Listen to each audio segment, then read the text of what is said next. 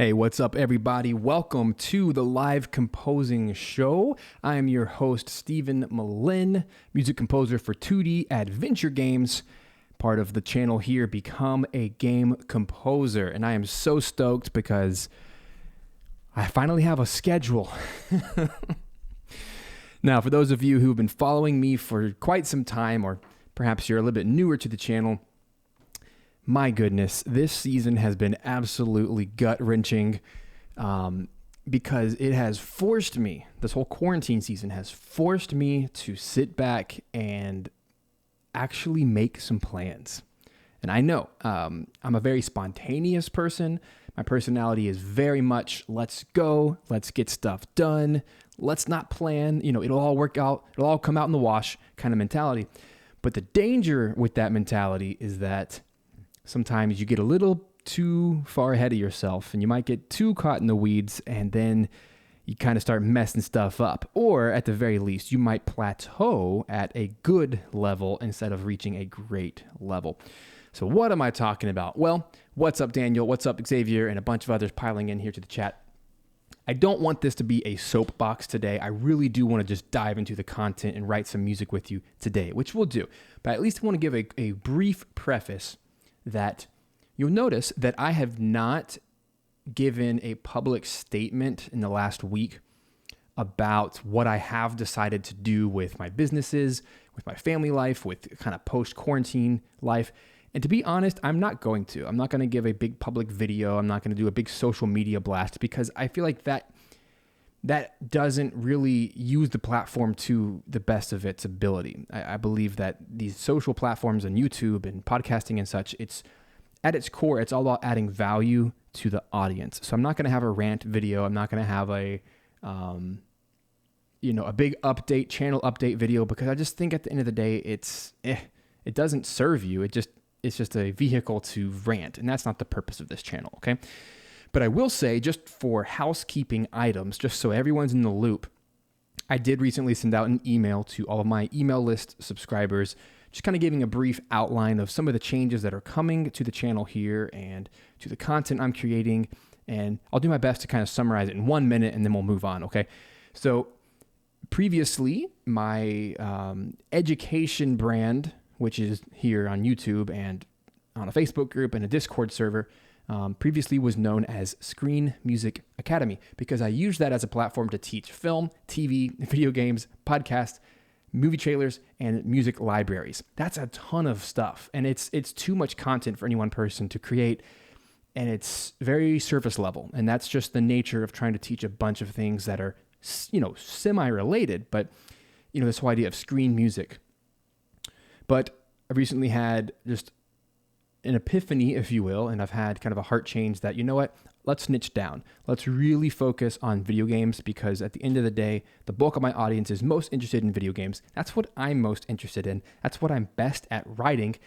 And it's going to be the best situation for everyone involved. So that's where I'm going moving forward, both as a composer. I'm no longer writing for films, TV, podcast, movie trailers, or music libraries, which is scary to say, because that's a lot of clients I have to end relationships with.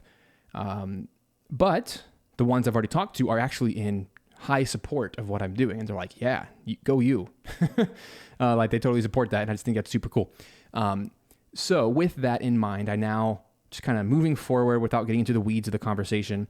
Feel free to ask me more questions if you wish. I've had lots of emails from you guys. I've had a lot of social DMs. And it has been a bit overwhelming over the last week as I've made that announcement, kind of in private circles. But just kind of moving forward now that life is starting to shape up a little bit more to be normal. Moving forward, I'm going to be doing two things. I'm going to be writing music for 2D video games, adventure games specifically, which are RPGs, Metroidvanias, and platformers. That's what I love the most to play. That's what I love writing, and that's just what I'm going to do. On the other side, on the education brand here on this YouTube channel, I'm going to move forward under the company name, or I don't even know what to call it. It's the channel name, Become a Game Composer, which obviously you can see right now. That's what the name is. And so with that, there is a new website, becomeagameComposer.com. So for those of you who are interested in that and If you're here, you probably are. You are a composer who wants to support your family composing game music online. Then let's band together. Let's do this. And there's actually over here is a link. Boom, right there. Free guide. 10 steps to become a game composer. It's a $17 value. If that interests you, if that's something that resonates with you, and that's the journey you want to go on, becoming 100% an exclusive game composer, then download that free guide, 10 steps. That could change your life. It really just is the roadmap for my own success stories and my own experience, and talking with lots of entrepreneurs and business leaders and kind of soaking up their wisdom. That's the path. It is a proven path. And in fact, I'm really not trying to promote my book or anything, but like, I know it sits right here.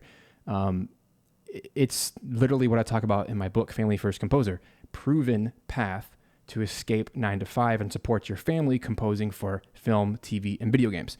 The only difference is now I'm not really pivoting. I'm just niching down further. I want to really talk about the nitty gritty of video games, how to get work, how to write contracts, how to work with developers, and the whole gamut of content that comes with that. And I feel like I can really serve you guys deeper. So there you go. There's like my little 5-minute rant on that. I'll shut up. So moving forward, we'll continue with this live composing show because many of you have reached out to say how valuable this show is for you. And I love hearing that. So if you guys have kind words to say, or even just critique, if you really do have some helpful feedback, I'd love to hear it. This is why I use YouTube, because it's an open forum. It's a place where you guys can actually comment below. I respond to your comments. I read every comment, and it's a conversation, right? So please let me know what you think of the show, and if there's ways I can improve, I want to. But moving forward, instead of doing this twice a week, I am just going to do this on Thursdays for the foreseeable future. I think that's going to add the most value to you guys. It's going to allow me to really focus during this 2 or 3 hours, that I can really give you some serious feedback and teach you how I write music. I think it's going to be really good for you guys. This will also free me up an extra day to make better content. And now that I am really trying to focus on 2 brands really heavily in the video game composition world, I just don't have the time, and that's just part of it. So I want to make sure that the time that I do have, that I am using to create free content for you guys, is really valuable. I don't want to make okay content. I want it to be like, I want every time you watch a Stephen Malin video, a become a game composer video, or listen to my music, I really want it to be the best experience possible. Because my goal is that if someone listens or watches one of my pieces of content for the very first time, that should be all that they need to go, aha, someone resonates with me. Let's go on this journey together. So that's really my heart behind all this. And it just really gets me excited about what's coming up. And a quick little family update. Now that we're not really, obviously the world is not post-COVID, but we're starting to lean in that direction. At least down here in Atlanta, Georgia, I know it's one of the more progressive states that has, we're not on lockdown anymore. There's a lot more places we can go. So kind of moving forward, a lot of activities have opened back up for my kids. And so it just kind of opens up my home a little bit more, my studio, to do more videos, to be more consistent, and all of that stuff. So I'm really excited. And by the way, I finally got back into kickboxing, which is, oh my gosh, I freaking love it. And I just missed it. I didn't get to do it for several months. So I finally feel like myself again, that I can do that every morning before working. And it's go punch some bags, kick some bags, and stay in shape. And I just think it's something that I was missing and kind of becoming lethargic over the summer, or whatever season it is right now. We're like in summer 2.0 right now, aren't we? Anyway, that's my little spiel, because I know I have not been on YouTube in like a week to talk about these things. And as I said, I'm not going to make a big public video about it. I prefer to have private conversations. I think it's more valuable. And I consider these live streams to be a bit more of a private conversation. It's never, they're not thousands of people usually watching these, although some of my videos have. Anyway, so let's dive into the content here today. I'm still working on the game Monster Sanctuary. Love working on this game. And as I've mentioned before, it's just a game that keeps on going. And I love that. And they just keep improving it. So if you have not played the latest update of the game from last week on Steam, it's getting really good now. They've updated the artwork, all the animations. It's crazy. Like 90% of the game has my music in it now. And that's, I think, was the goal all along, is to over time, progressively replace any of the old tracks in the game that don't quite fit the game. And today we're doing the same thing. We're working on the Sun Palace. So if you remember from last week, we worked on the Tree of Evolution track, which should be in the game in the next update. And now we're going to be working on the Sun Palace. And what was interesting is when I originally did the Sun Palace, version 2, which is, the replacement of the original composer's track, they liked that better for the Abandoned Tower, which is a new area that you guys will see in the next update as well. So now today we're actually writing a brand new track. It's not like a revision. I know that the title of this is called Sun Palace version 3, but really it's a third completely new track. And so today the goal is to actually get this thing done and to do it justice. So this is going to be a 2-minute track, as most of the loops in this game are. And hopefully just walking through this process together, you'll be inspired to write your own game music. And I'm just so pumped because I now have so much clarity about where I want to go with my career and how I want to serve you guys the best way possible. Because now we can I know I've always made jokes and played video game music just for fun, but it just now opens up the atmosphere and the area to do that a little bit more. And it doesn't make sense for me to crack film jokes or podcast jokes because it's not the audience. And so I'm just glad that we have a lane. We're banded together. So let's get some stuff done. And I do want to reply to some comments because you guys are taking over the chat. I just had a freaking rant. I have no sense of time when I'm on a rant. Sorry, guys. Hello. Welcome, Rivenar, Wilson, Gabriel. What's up? Gabriel, the name of this game is Monster Sanctuary. Go check it out. It's so much fun. It's just a love letter to Metroidvanias and to Pokemon, to Monster Rancher. It's just a beautiful game all around. Wilson says, hey, Steven, I really love your live composing. Ooh, guys, now that the whole thing is not broken, remember last week how the chat box was broken? Let's bring it back. Give me 1 second to switch some screens.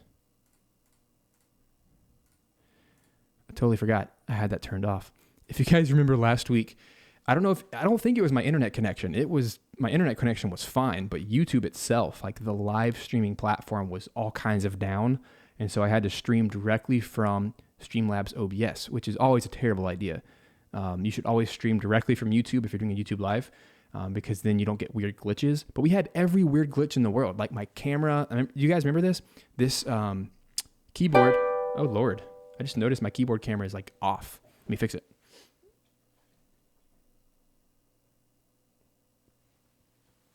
That should be better. But it was stuck on autofocus the whole time. It couldn't pick a frame.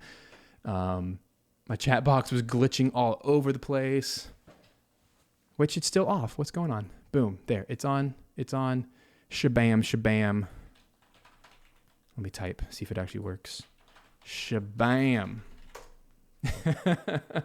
Cool. And of course, as always, let's see some elbow coughs up in here, aka dabs. Those are my favorite. That's my favorite emoji. And it's only on YouTube Live. It's kind of funny. But anyway, Wilson says, I really love your live composing. I learned quite a lot from this series. That's awesome. I love to hear that. He says, I'm still a beginner, so I found really helpful when I can see someone compose live, how you make the decision on what instrument you use, the chord style for the game, and the overall direction on live. Yeah, crazy, guys. Just crazy. I don't want to go too much off script here, but not that there is a script. I'm very grateful for you guys, and I just want to express that that this channel is so much fun for me, and I love this platform to get to compose live in front of you. That just years ago, that would have been such a daunting idea, and to many of you, it may not be the right move, but for anyone that enjoys the on-stage presence, I just think it's so much fun, and I love that I get to be productive with my time and help you and create better relationships with the game developers. So cool. Anyway, let's have some fun. I'm gonna take a little sip of coffee and we're gonna write some Sun Palace.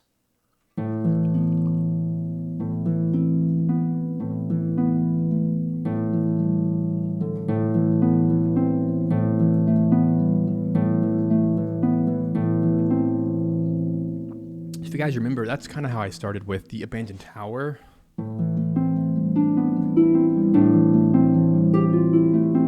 Something like that, and we just kind of ran it with a little oboe melody and everything. But I feel like The Sun Palace needs to use harp. The original used harp, and it used a flute up top. And I think it had a choir, hum, hum, hum, kind of thing. And hey, there's the live chat, and it works. Do, do, do, do, do, do. Yay. I love when technology works. Today, everything works. Hip, hip, hooray. I think it's because I changed my attitude. Last week, I was mad.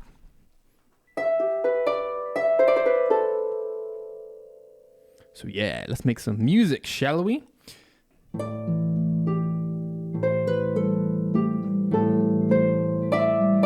today, I specifically don't want to... Actually, give me a second. You guys will appreciate this. I'll show you behind the hood. Over here on my on my channel, you're probably wondering, why the heck is that so loud? I have an ultra maximizer on. I want to see if -3 will work.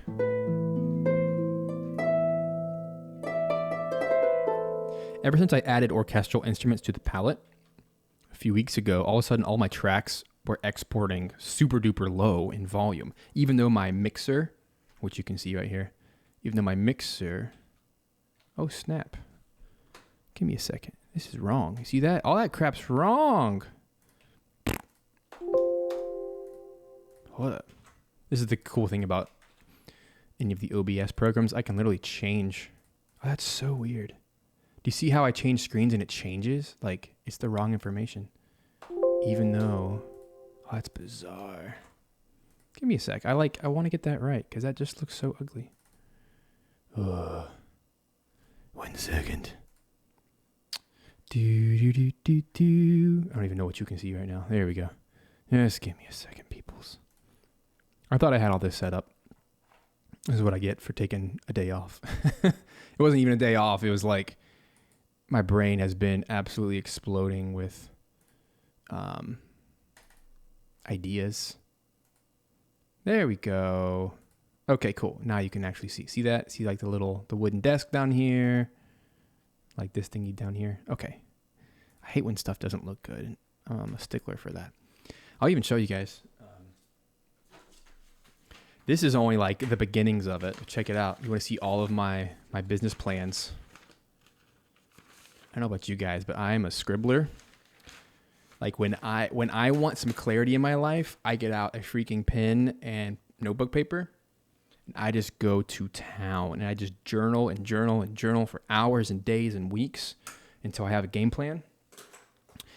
I don't know how many people function like this. I'm an Enneagram 3, which means I'm an achiever. So like it makes sense that a to-do list is like my love language. I love to-do lists, but I literally take all of these ideas and like amorphous things and then I put them on. At the end of the day, like my end goal is take all of these sheets of paper, which I think was like 15 sheets of paper, all filled with notes and ideas. And then I made one sheet of a to-do list with bullet points in order of priority. And that's what I've been doing since Monday is I've just gone through every single item down the list. And all that had to do with, creating a website and creating the lead magnets and email sales funnels and all the stuff and updating my YouTube channel, my SoundCloud and crazy, but it's so cool that here we are on Thursday and now almost all of the list is done because it's so hyper focused that I didn't answer emails. I didn't get distracted with like social media. I wasn't taking phone calls. Like my phone was off and I just freaking did like 2 weeks of work in just a few days. And that's the kind of hyper focusing that gets stuff done, which I'm just very excited about. So anyway, now that everything's working. Combo Carol says, I have a question. How do I know what game genre my music fits to? Ooh, I have a particular retro style and don't really know what game genre works best with my music. I guess 2D platformer games, maybe? That's a fantastic question, and that is something that we will talk in depth at Become a Game Composer here on the channel and in the community group, which is free, by the way, becomeagamecomposer.com/community. I should probably put that on there. I don't want to bombard you guys with links, but I will bombard you with that link. It's in the live chat right now. But anyway, that's a free group. You can come join and ask questions like that, and we'll give you links. But anyway, I think you will know by asking other composers. I don't think you can know for yourself. You know what the real way of knowing? This is like business 101. You will know what your genre is when people start paying you for it. The reason I know I am a 2D adventure game composer, it's because my last 5 games are all 2D adventures. It's like, it's what I do. And they came to me. They naturally came to me as a result of what I do. It's my best music. It's what I enjoy the most. It's what I want to write. I don't want to write other things. And it just shows. It shows in my passion, in my zeal, in my social media presence, in YouTube. And now I've just finally clarified with words in my, bio. Music composer for 2D adventure games. Like that's what I do now. Even though I've been doing it all along, alongside everything else. But that clarity and that focus will actually attract more of it, especially as I serve that crowd more. So you can figure it out by obviously the games you get hired for, but also by asking other composers. Because the second you put your music out to the world and other composers critique it, aka our community group, which you can do for free, we have a music feedback section in there in the forums.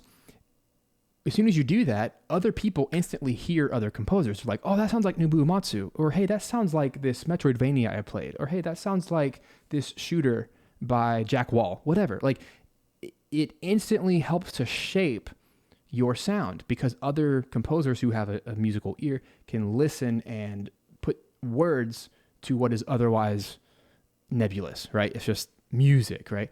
I don't think we can define our own music. I don't think it's possible because it's art and it's hard to, like, we are emotionally invested and attached to it. So as soon as a third party can come in without a previous bias towards us, they can really help define. So I hope that's helpful. This is the power of community. This is why we need it. Gosh, guys, you and your dang questions. I want to write some music. A couple more. Devin says, I really like your Udemy course about video game music. I noticed you were using Logic in that course, and I'm getting a bit of a crossroads about choosing to get a new PC or Mac. Devin, go get a PC, use Cubase. End of story. Yep, and that was your next comment. Yep, just do it. Nope. I could back that up with 17 videos here on the channel. If you want to just search my channel for my PC build and Cubase and all, there it is. There's like 10 hours of your life distilled into one comment. Build a PC and put Cubase on it. That's where the industry is going. Your life will be a better life with that decision. Spitfire has a new Labs mandolin. Wink, wink. Cool. Spitfire Labs is the jam. I'm hoping I win that contest, by the way, because then I'll get like a bajillion gigabytes of free samples. Who knows? Maybe. But then I have to explain that I'm no longer a film composer. I'm kind of scared of that moment. Like, I'm actually terrified of winning that thing. But when I wrote that, I was a film composer. All right, enough about me. Enough about me. Hey, what's up, Chance? Oh, by the time I finally write this dang thing, it will be 12 o'clock, the normal time we do streams. I thought I would get started early.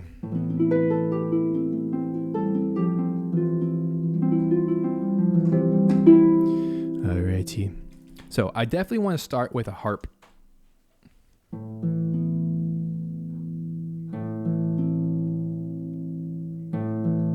Oh my gosh, that's so it. It's so simple. It's so light. Yum bum bum. Is that 90? Bum bum bum bum bum bum. Let's do it.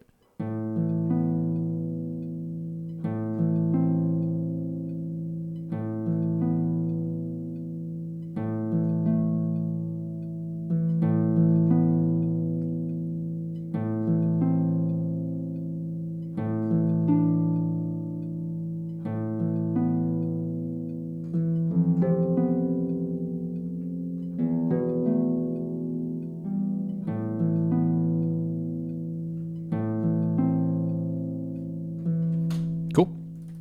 I hope this isn't too similar to my Abandoned Tower track, but I feel like that's the right style. Now, I want to avoid sad. I'm going for, if I could put this in an adjective. Ha ha ha. Chance says it's Creeping Zelda's Lullaby. I mean, that's every lullaby, right? Just a harp arpeggio. That's why I know that motif so well, or that ostinato. trying to do is outline an A minor, F major, F9 really, then E minor, then back to A minor.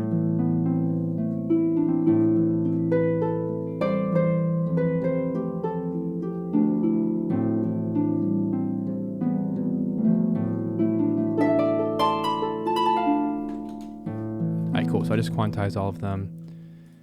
Looks good to me. Ooh, I like that. Oh, thank you, Rovinar, for saying that. I didn't even finish my sentence, did I? The word I'm looking for is warm. It's good. It's a good word for it. Because I don't want it to be harsh. I don't want it to be sad. And I feel like with some lush strings in the background, it doesn't need to be like shrill, creepy. I mean, we could go that direction, but it's not going to work. I need something much more warm. I mean, that's just a good word, like a sunshine.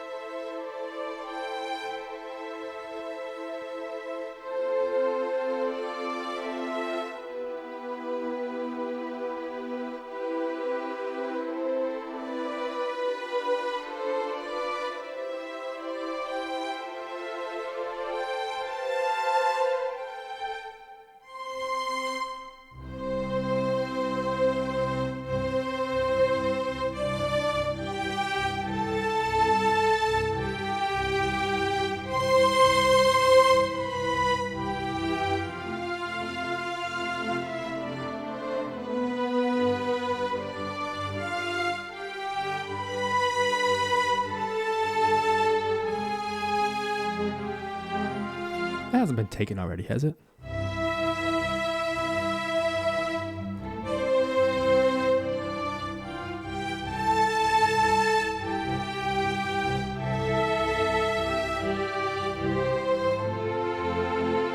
Grant Kirkhope pops his head in the room. Hey!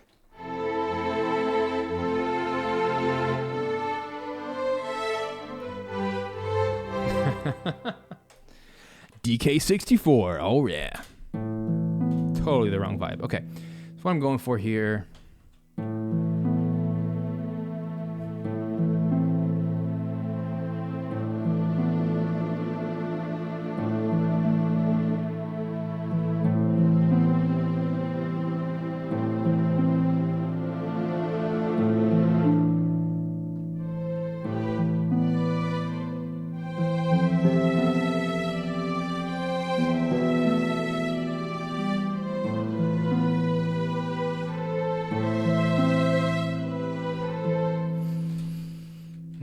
I want to feel this one out.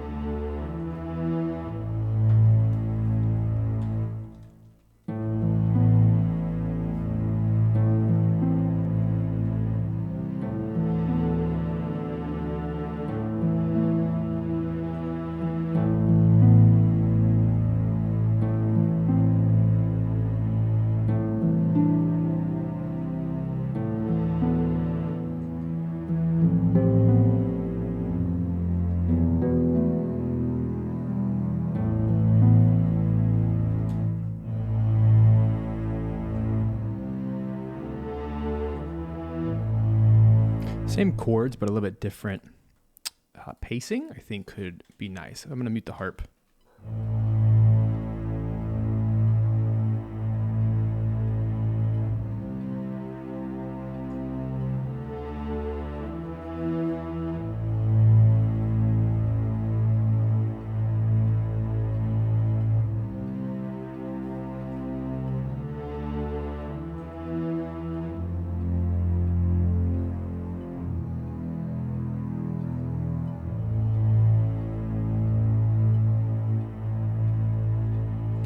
Cool. So that's going to be my A section. Let's put an A up there in my markers for the section. And let's quantize all of that because that was all over the place. Just eighth notes. Could be quarter notes, really. Let's make them quarters just in case. Yep, so there's one that's a little slipped off. Yeah, I like that, Rovinar. I like that, that low tone. It's just very dark, but we're going to use some lighter instruments to make it feel warm. You can be dark and warm, right? It's kind of like colors. It's like painting. You know, you can have a black on the bottom of your canvas as like a border, the frame, and then we can have some light colors in the middle, and it helps to separate and create some contrast between the two. So I'm going to change. Let me put my chords in so I know what to play on the harp. So that's an A minor. Keeping this pretty simple today. It's a C, D minor, E minor, A. Just duplicate that out. I think almost has like a hymn-like quality, which I like. And it's all A's. Bum, bum, bum. Oh, I got that backwards. So it's A, C.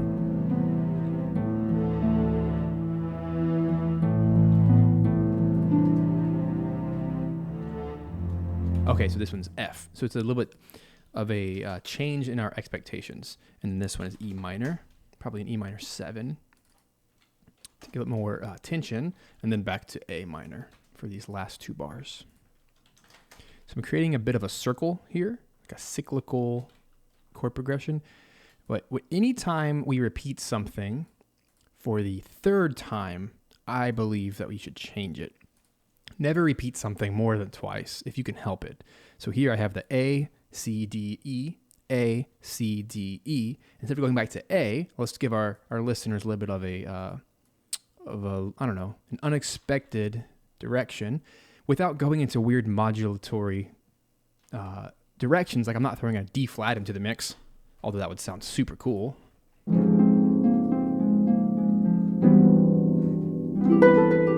Right? It's not the right direction. We're going to stick with like a hymn type quality of low strings that kind of move it. And the choir is going to help when we get that in here as well. And hey, what's up, Dimmy Deer? Dimmy Deer, DD. That sounds stupid, sorry. Okay. So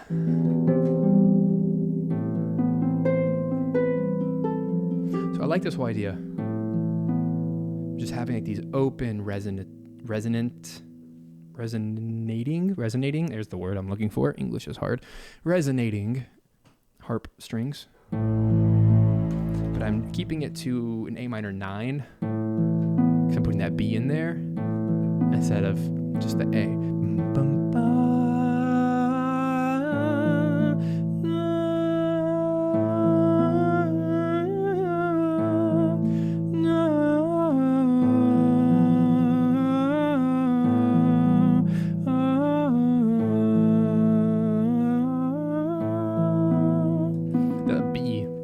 Allows us to start on the B in the melody.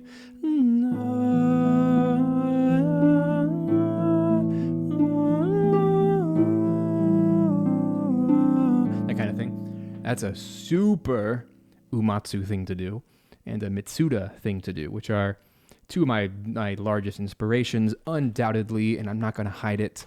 I'm going to flaunt it with admiration. I love it. Like it's such a good way to write a melody is to start on the tension note, which is the 7th, not the 1. Everyone expects you to write on the 1.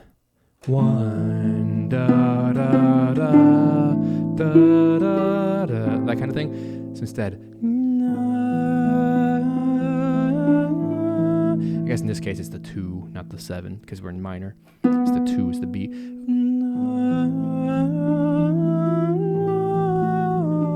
Even throw in a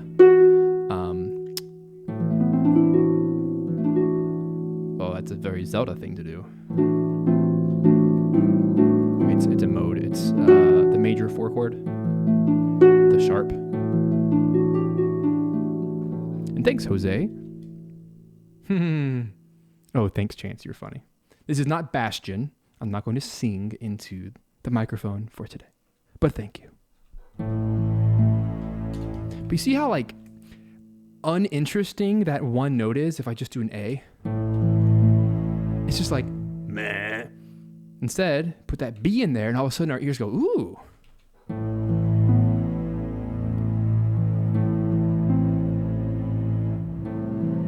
Right? So anyway, I digress.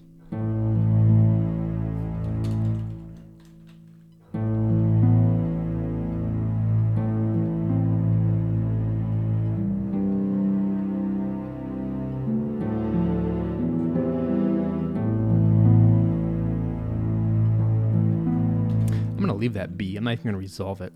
That way it is an A minor 9. Am I getting that right? Yep, that's an A minor 9. Such a beautiful chord. It's unsettling because it's a minor chord with a minor chord on top. It's a double minor. It's an E minor plus an A minor. Versus, say, a 7th chord, which is a minor chord, A minor plus a C major. That's why minor 7th chords don't feel as dark.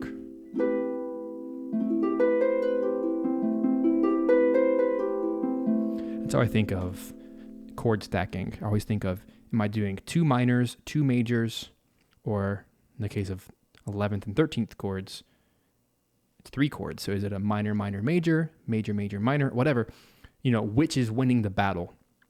Are we trying to make it sound darker or lighter? If you want darker, use more minors. If you want lighter, use more majors. And it's just a great way to help shape tone.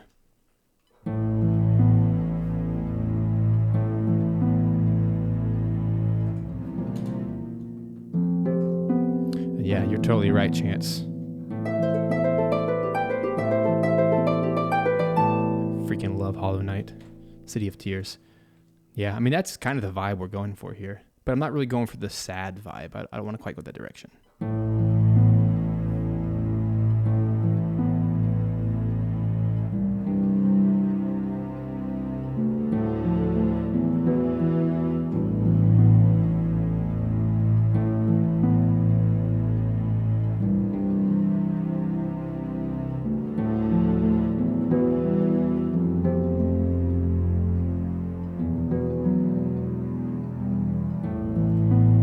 Hear that dang it, it's an E minor 9, not an E minor 7. It's the F sharp in there.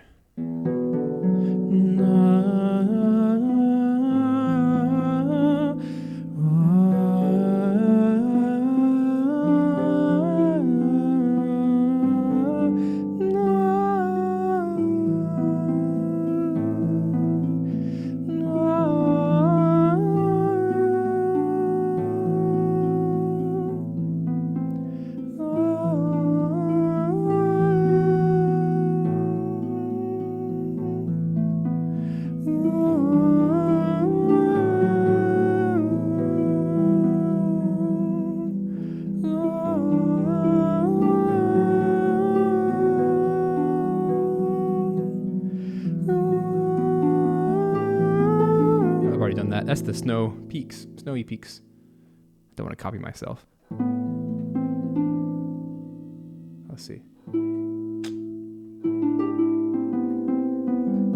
That's Chrono Trigger.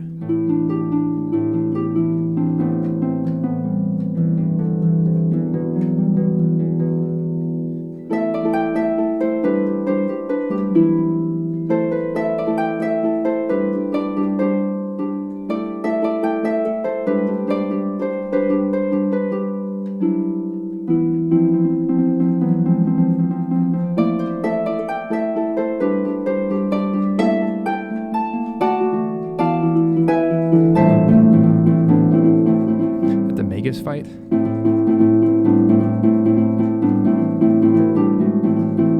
Anyway, you can hear the inspiration, it's there. But I'm thinking that E minor 9 needs that F sharp to really hit us in the feels. Please hit me in the feels. All the way. I'm such a dork.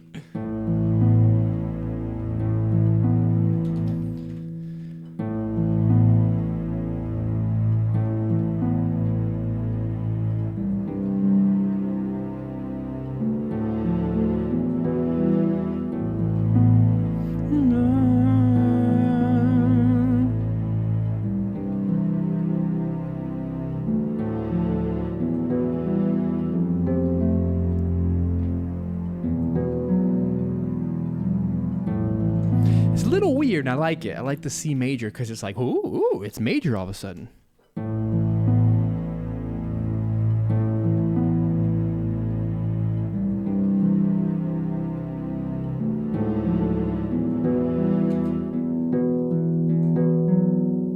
I don't know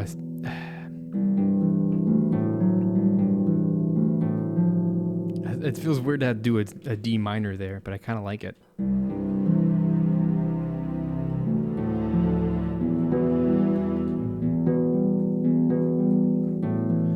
Like instead, let's make that E an E over C. That way, when the E minor does come, like this is still a major chord now, it's an inversion. That way, when the E minor does come later, it feels very dark with the E minor 9 because now it's 2 minor chords. Does that make sense? Please stop me if sometimes I just spout out music theory because I have studied music theory for years and years and years, and it's kind of second nature to me. But I hope that these things are clear. So slow me down if it doesn't make sense. But that's kind of my strategy here right now is I don't want to overwhelm with this E minor 9. The reason it's going to feel interesting is because if we change these to major chords, which are just inversions, E over C, instead of an E minor, it's going to allow this true E to stand out and be, ooh, a special chord.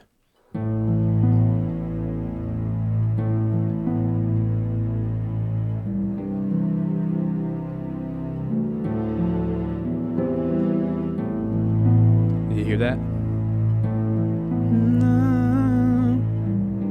Here it is again.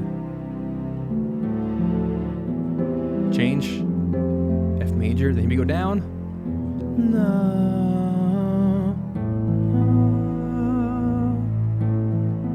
Ooh, it's going to make for an interesting melody. I'm excited about that. So this is back to an A minor 9.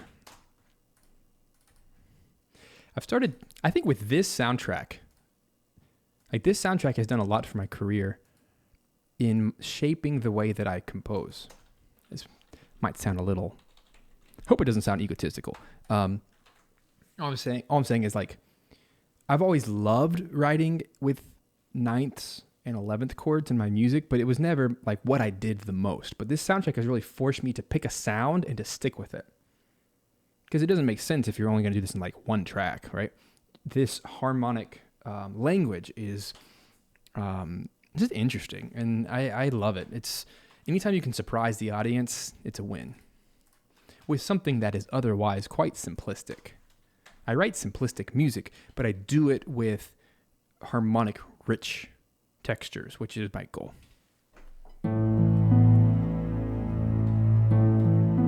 Yeah, I think that's a winner. So let's cue up the oboe and let's shed some tears.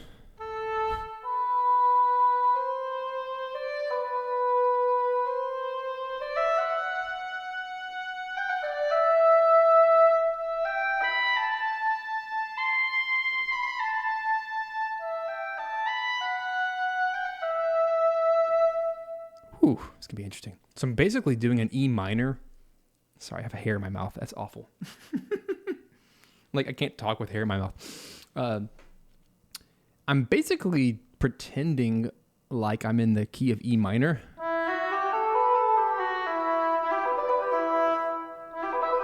But I'm doing it with an A in the bass.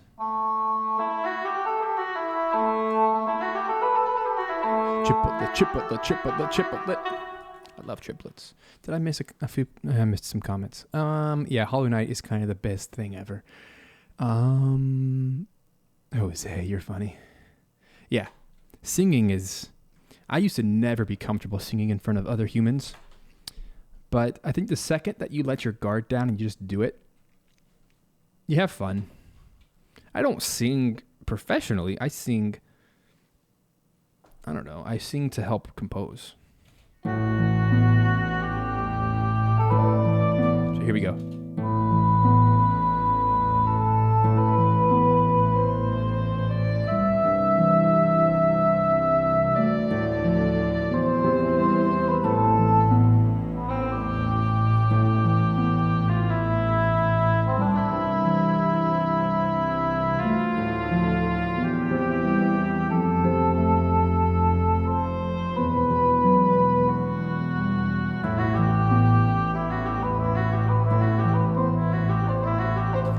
way more interesting than that. Let me think on this for a sec. I definitely feel like timpani is going to help. Because we're in this big sprawling palace. Everything's gold. Everything has a sunshiny vibe to it. There are bits where you go underwater. Yeah. So I just feel like it needs some earthiness to it. In the bass line.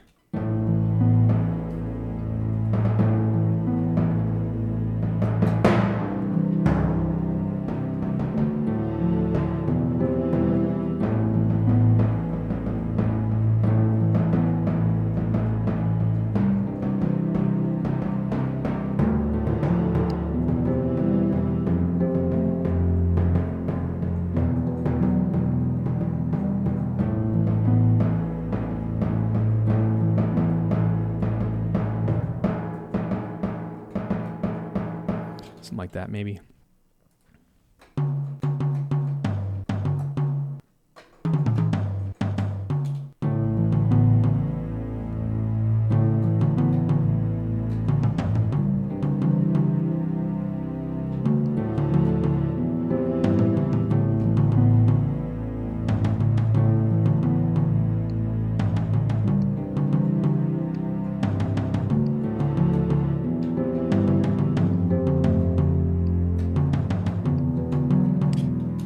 To be like a jungle, but kind of more of a tribal vibe.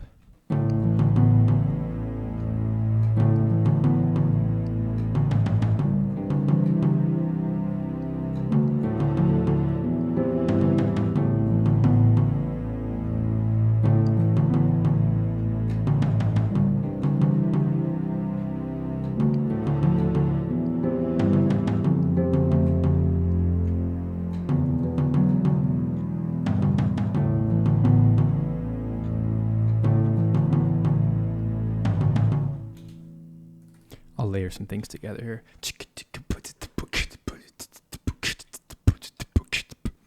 Maybe not quite that on the nose with it, but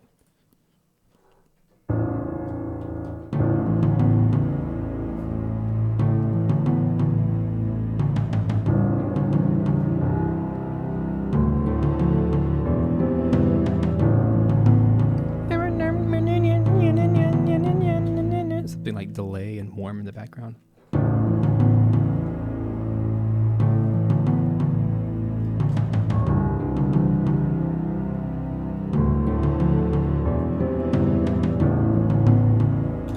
Redo.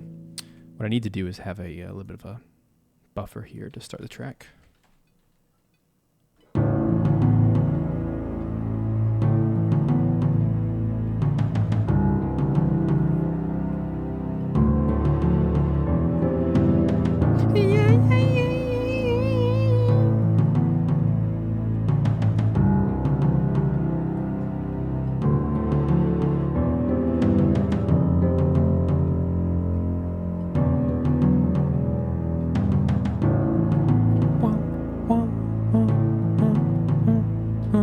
That'll be cool with the choir. Okay, I like everything except for one of the notes I chose. It was too low. This one. Go up the octave.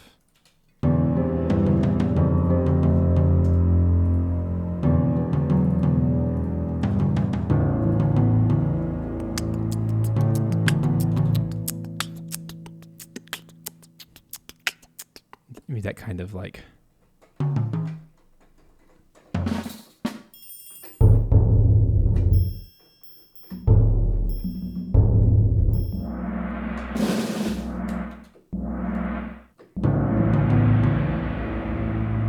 Yes, please.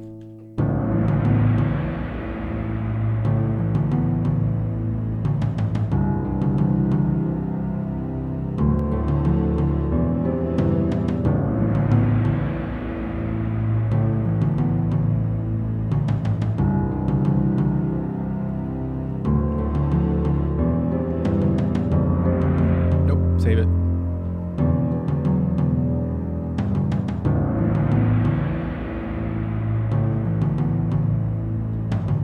That's cool.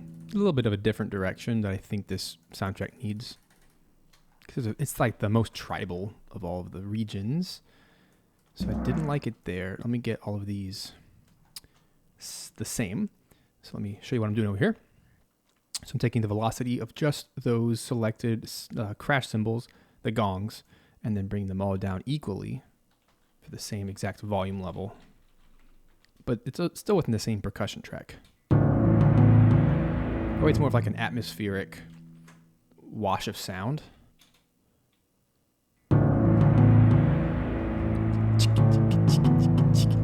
Yep, and the chicka chickas, as you call them. I'm going to do it with my hi-hats, which I've used in so many tracks.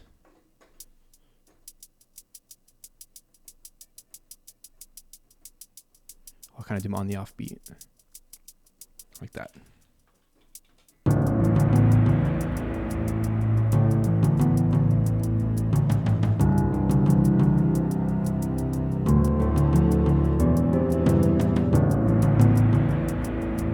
Like that.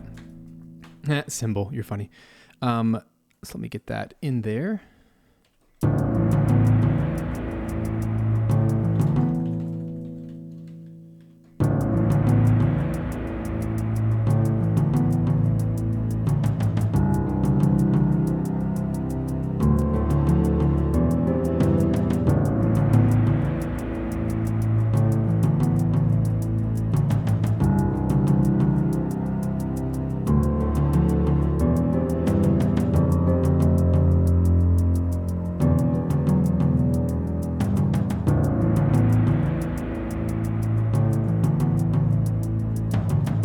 Cool, and you'll notice this is something I learned from the Metroid universe that those composers use.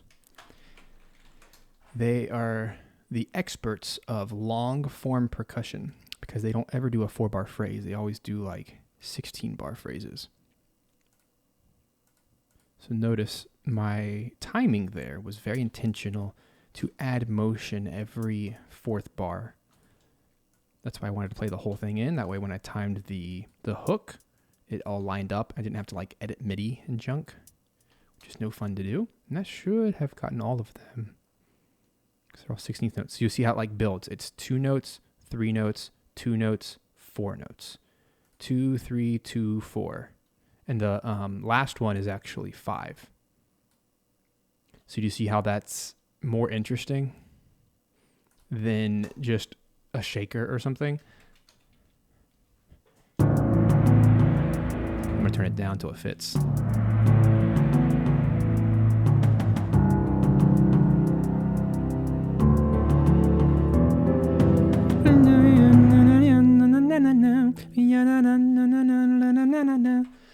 I feel like this needs more of that.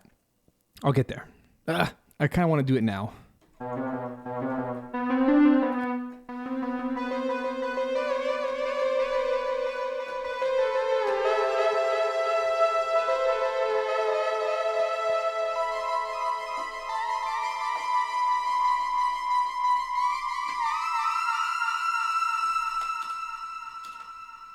Maybe, maybe not. Let's play, shall we? This is why we're here. We're here to have fun.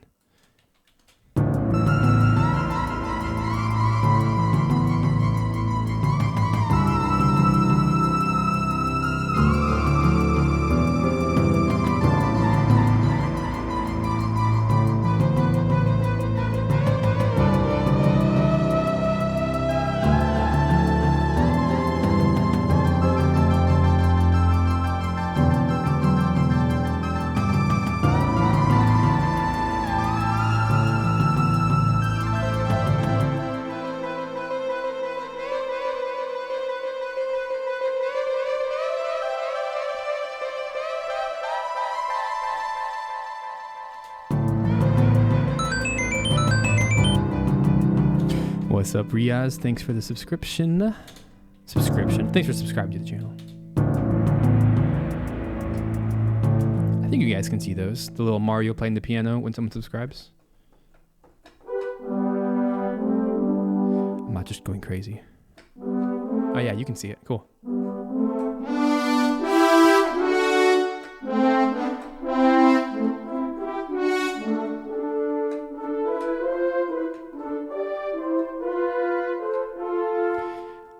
teach you how to write Final Fantasy VIII music real quick.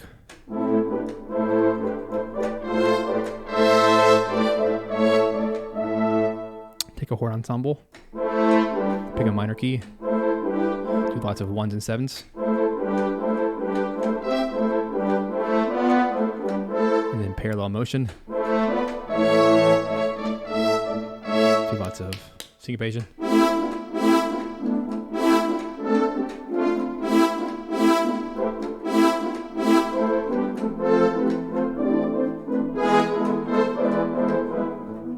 Anyway.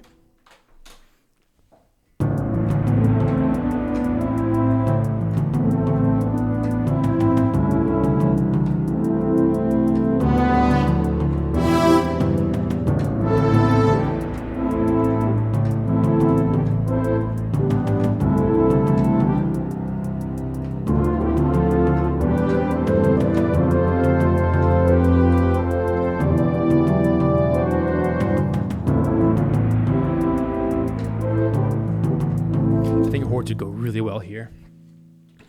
Helps get some earthiness. Gotta be so careful with this patch though.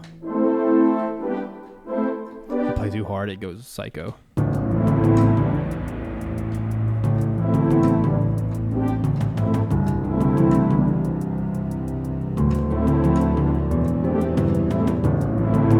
I like that. Right?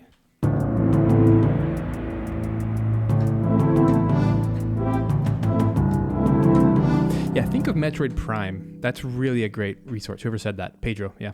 Think of like the jungle.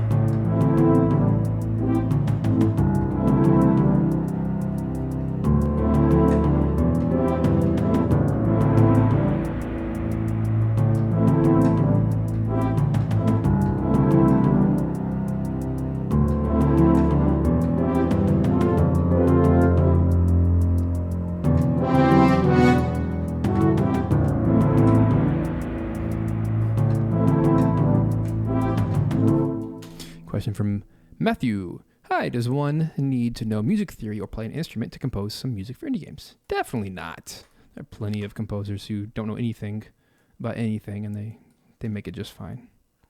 It helps. It always helps. Because you know what tools, right? It's like a carpenter only having a hammer.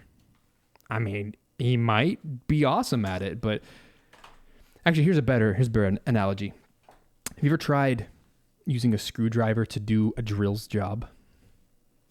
Like, you ever put together like an IKEA shelf or something and you're just like, what is my life right now? And you're like having to turn this thing 5,000 times.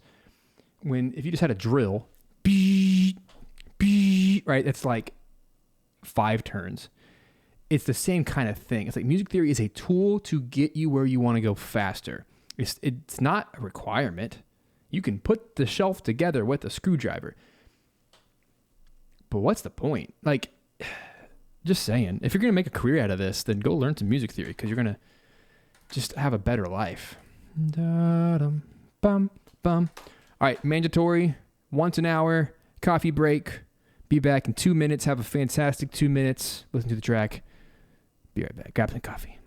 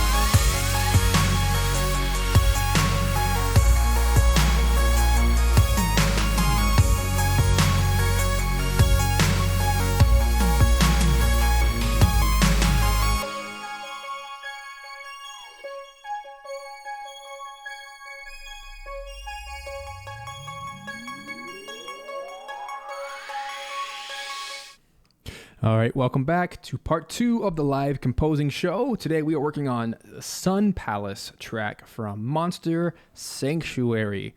Have a pretty good track going so far. We have a pretty strong A section that we are working on and trying to orchestrate it out, make it feel better and appropriate for the moment. Thank you guys so much for being here. If you have not taken a moment to hit that like button here on the live stream or on the replay, please do so. That helps with the YouTube algorithm quite a bit. It also just helps other people see it, which is really cool. So thanks guys for being here. Let's get back to the track over here in Cubase. I'm gonna take one final sip of coffee. We're gonna start.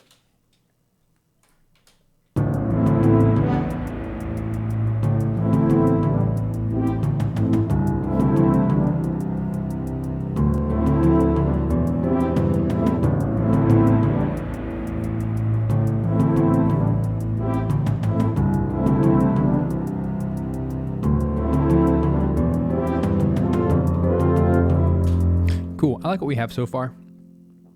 If we're going to make that horn line work, then we have to double it with all sorts of things. So let's see what the choir can do.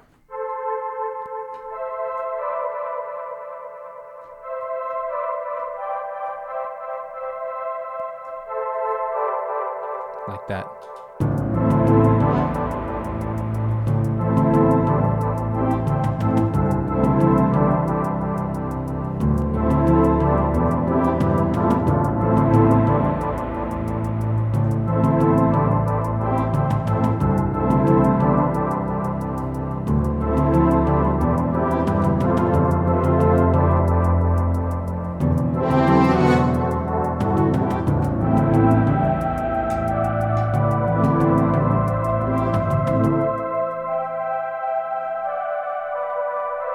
I like that a lot. Let's make that the next section.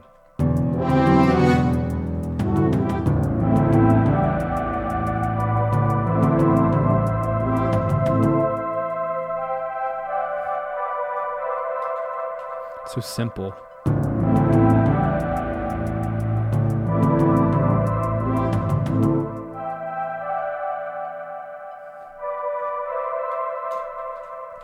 Gabriel, if you want some more tips on mastering, really just mixing and mastering, I'm going to highly suggest you go over to my friend Graham Cochran's channel, The Recording Revolution. I'm going to type it in for you, recordingrevolution.com. Check out the website. Go check out his YouTube channel. He's really the best in the world at that. He runs laps around me. And he explains a very simple way. So just go check that out. You'll be happy you did.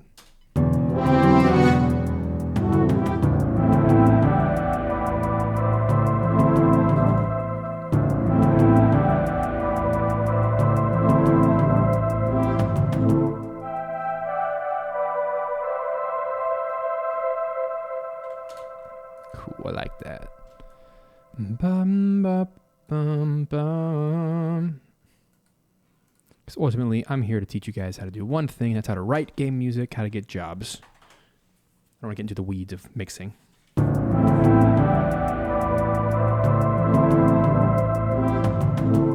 I like this idea of just duplicating the little groove that's going on back there. Whoa, up. Whoa, whoa.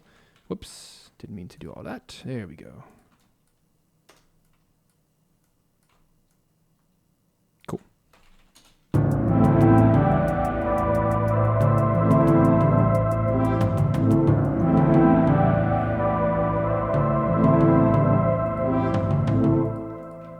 I think repeating it just gives a little bit more finality to the section.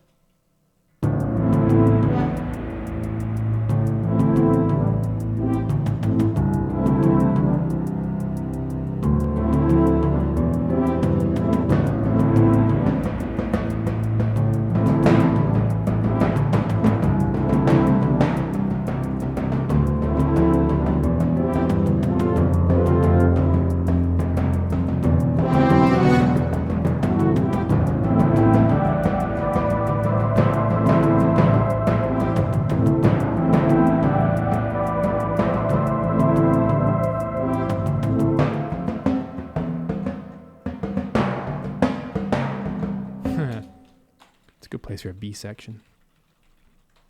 I like that it's just simple.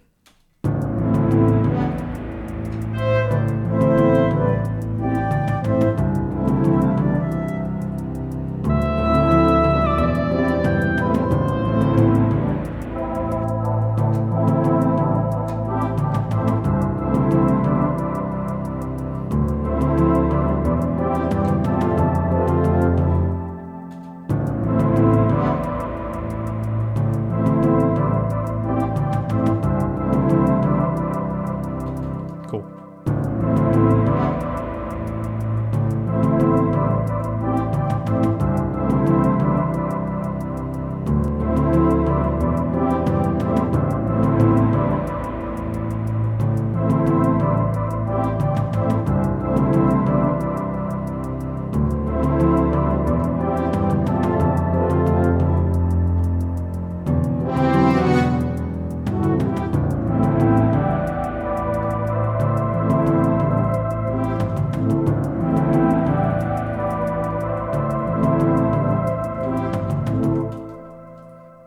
Like it. Love that choir. Wah, wah, wah, wah, wah. The delay.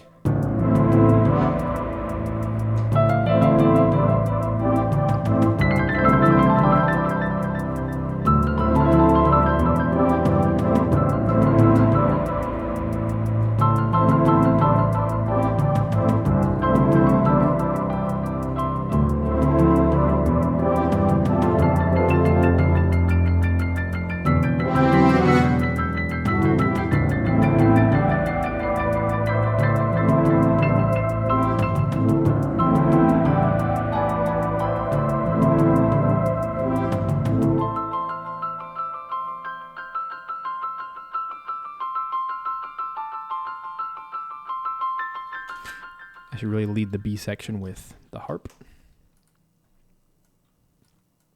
Cool thing about having two sections, an A and a B section, is that we can multiply things out. So I'm starting off with the fullest version, and then we can extrapolate and copy and paste as needed to make it a nice, well-rounded 2-minute track.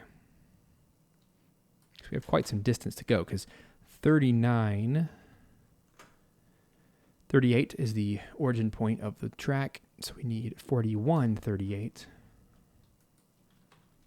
Way down here, 41:38 as the 2-minute loop spot.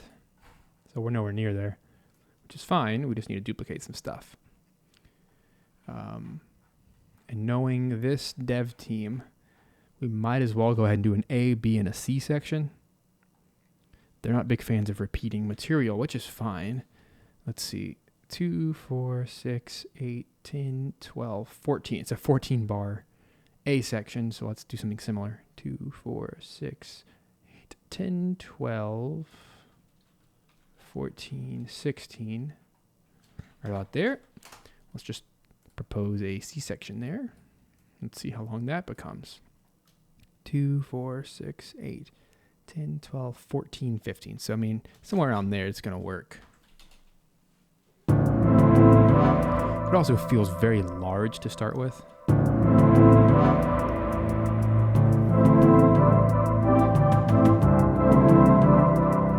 So to me, it feels like we need at least 4 bars at the beginning, which means we can take off 4 bars from the end, which means we can also move the C a little bit sooner. And I want to see what a 4-bar intro would feel like, where it's just some smaller instruments like the harp. It's a cool little harp line. We don't want it to get lost. So let's feel that out. Let's take maybe 1, 2, 3, 4. Let's see what that feels like by itself, maybe with some lighter instrumentation. Maybe just the strings, because they're pretty important.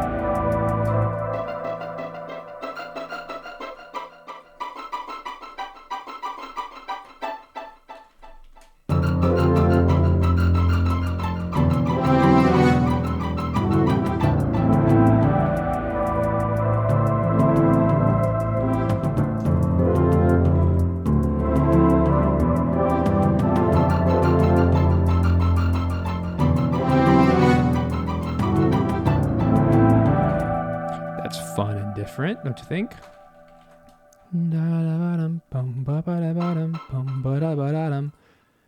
That's almost borrowing from the Oracle of Seasons and Ages soundtrack.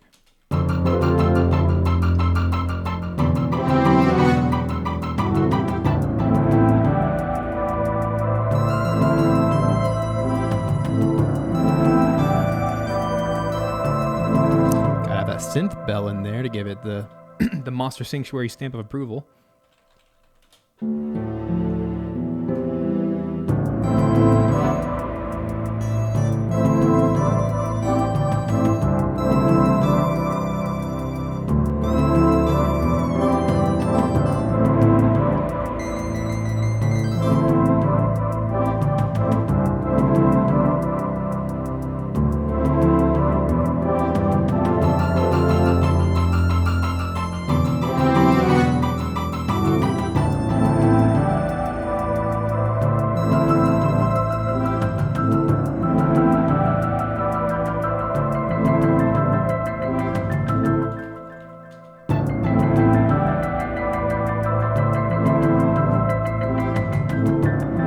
That's cool.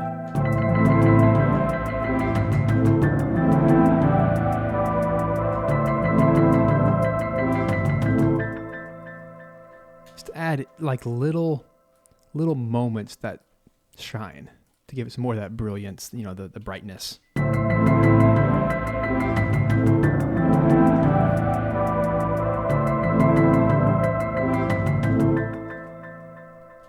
Cool.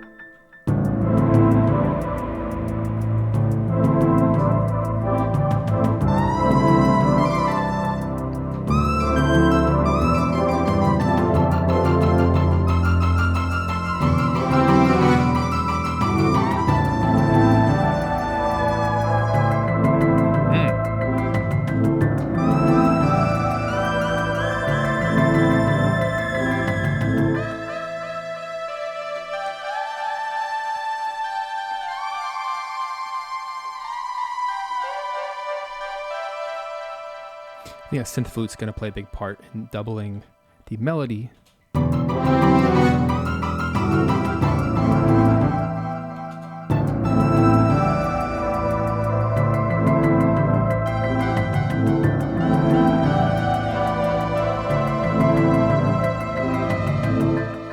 Like that.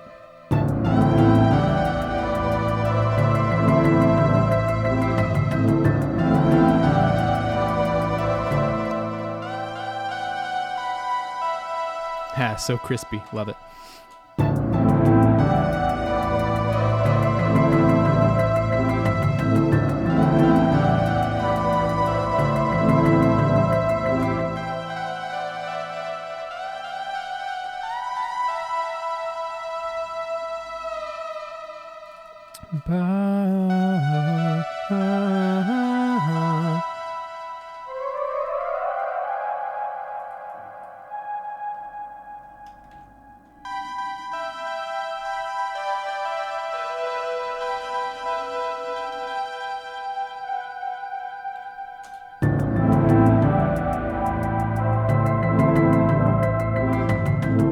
Cool.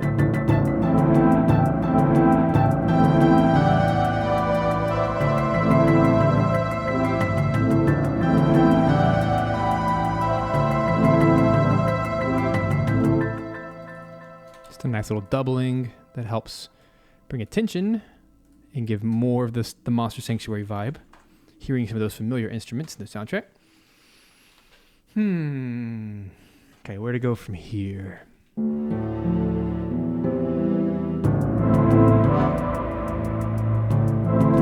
Gotta tame these horns, that's for sure. Again, quick way to do that. Just take all of them, bring them all up to 100%, and then bring them all down velocity-wise until I get them where I want them.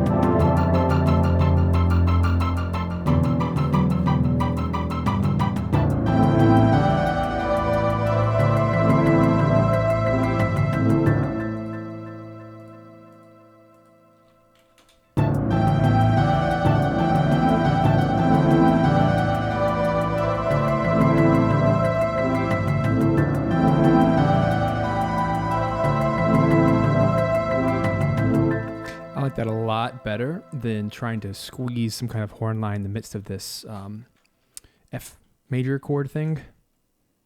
I feel like that should just be empty and leave some space for the pizzicato and stuff. But now we still don't even have a melody, which is funny. This whole thing is not melodically driven at all. It's very groove based. I guess it's a melody. It's like a sub melody.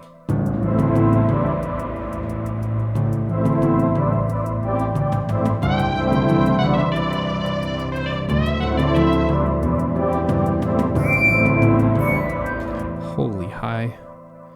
Holy moly. Why is it so loud?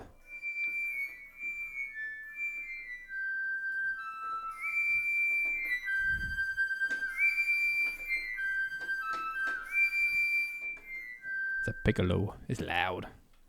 It's gonna cut through though.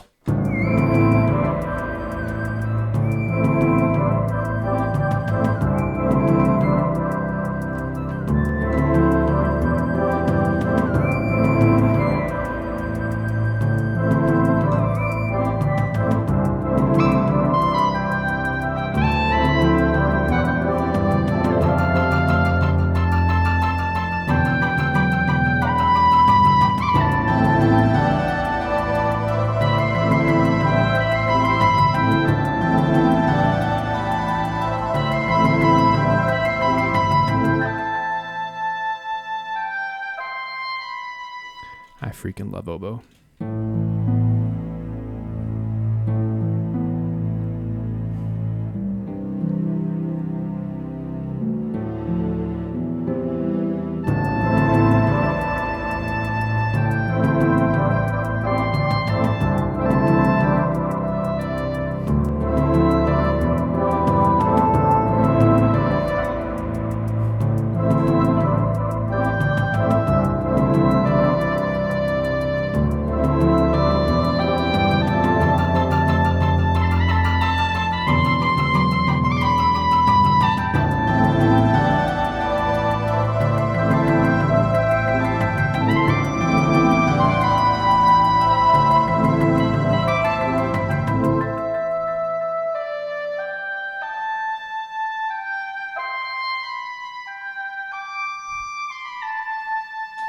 I think this next section needs to be very melodic to help kind of rein it in. I don't know if I want to even add oboe to that beginning. It kind of works without it.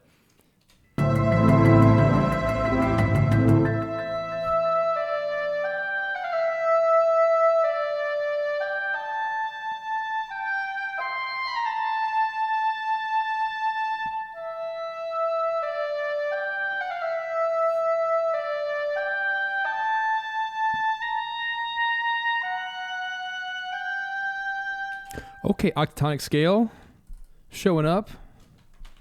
I love how I have no idea what I'm going to write before I write it. I'm not some composer who just like has it all mapped out and everything. Not a chance. This is total just improv. And then I write around it, which is so much fun to me. So I'm going to select everything except for the little fast notes in there, which are 30 seconds. And I'm going to quantize everything except the fast notes. Fast notes don't usually need to be quantized if they were played in time. I'm pretty confident in my playing skills.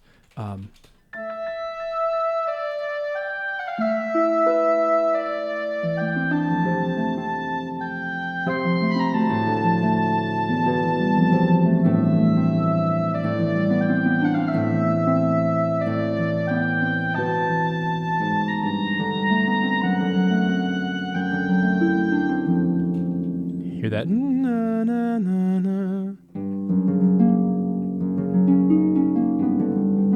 Good opportunity to modulate. So here I am writing melodically, where I start with the melody and then write everything around it. The opposite was true of the A section, where I started with the harmony and then wrote the melody on top.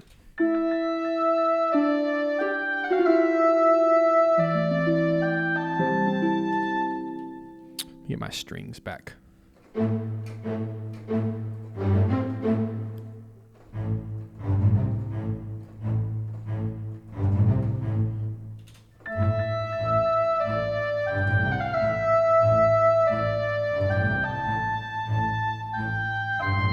Oh, that's just a nice change of pace.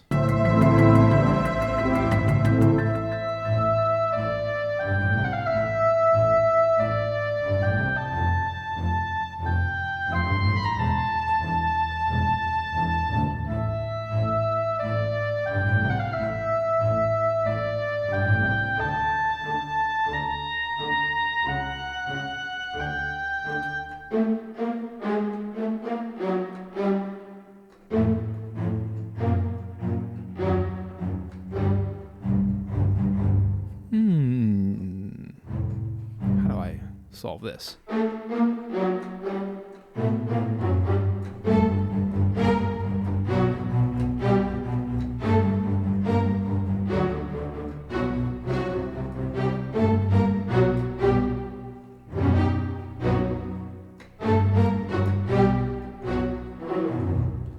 Maybe?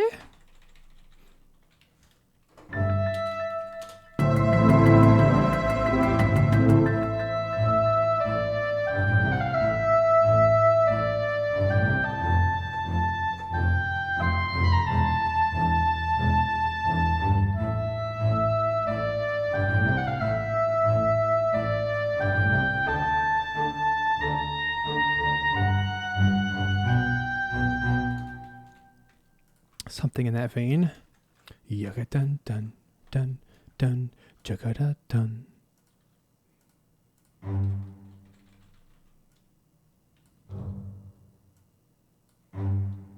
Oh man, my notes are all kinds of confused.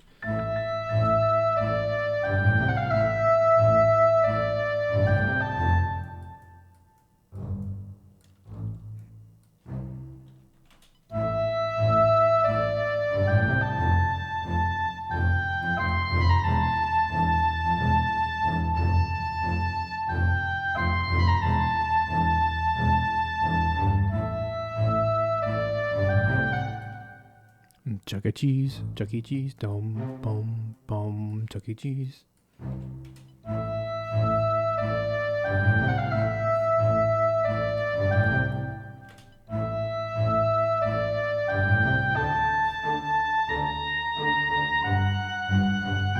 I'm gonna keep that down at G.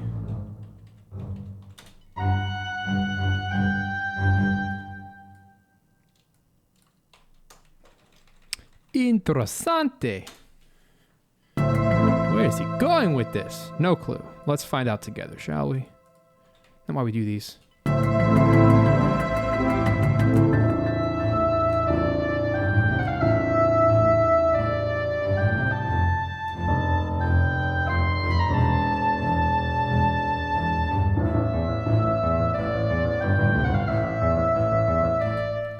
That would go well with a timpani.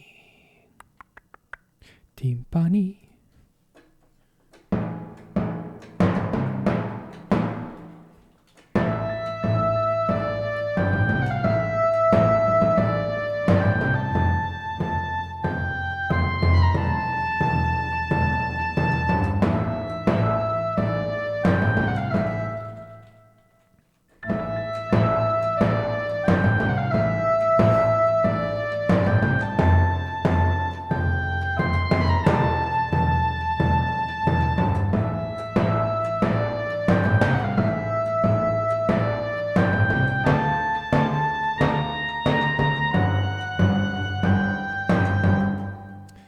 Change the rhythm of the strings. Dum bum bum ba ba ba ba ba ba ba.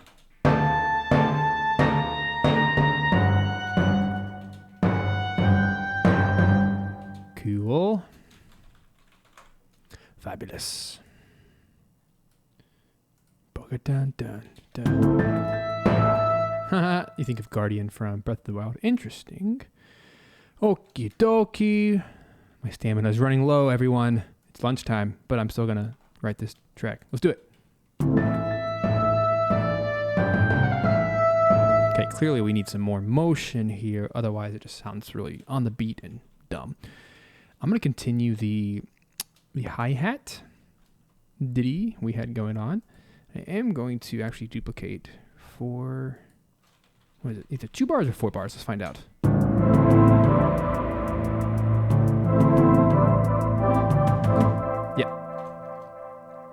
Let's keep that jungle vibe going. I'm gonna put a bunch of those in on loop.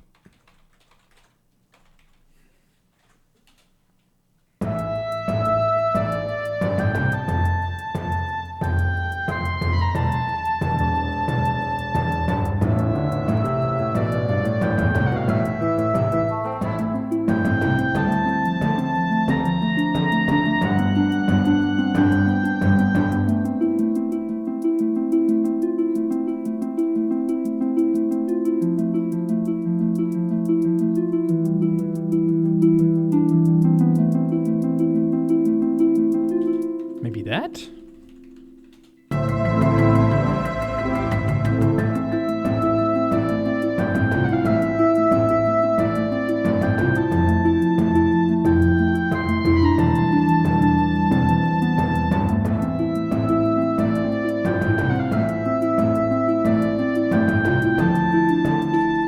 Maybe 16 notes is too much, but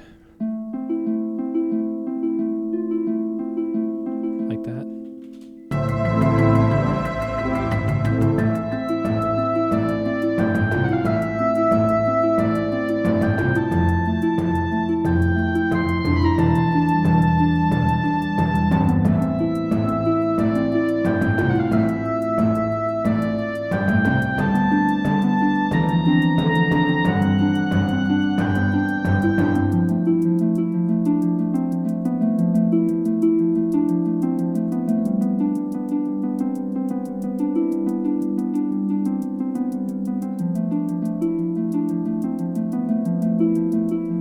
Dang it, I like that even better.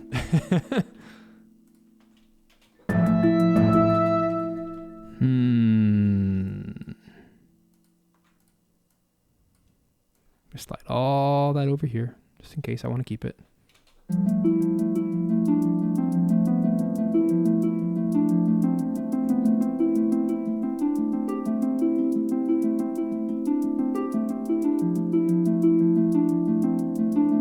Oh, that's so peaceful.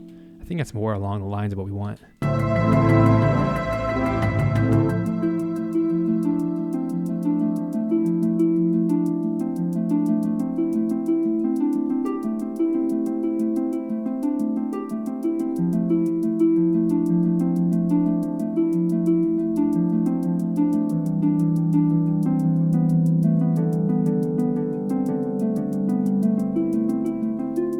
Maybe? Yeah, we can do that twice. That's going to work way better.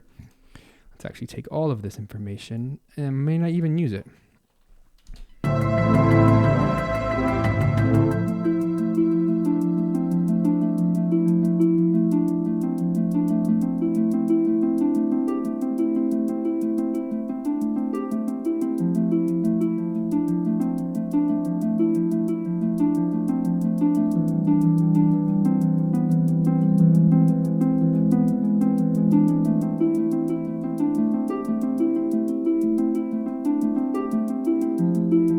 Interesting.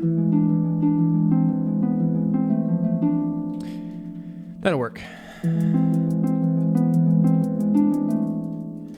Excellent. It's actually going to work really well because it's going to lead back to the 1 chord eventually. Using a 5/7 chord or even a 7/7.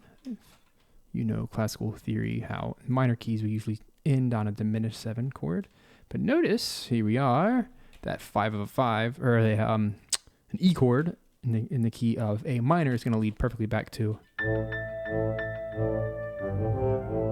That's funny. I put them on different instruments and they sound better.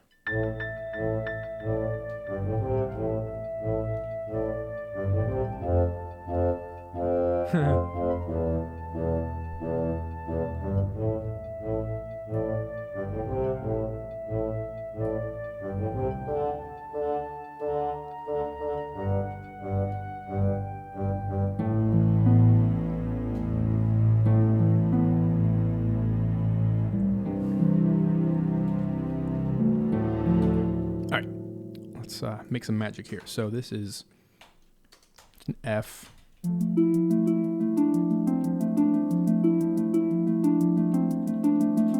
Then A minor. F. Then E minor 7.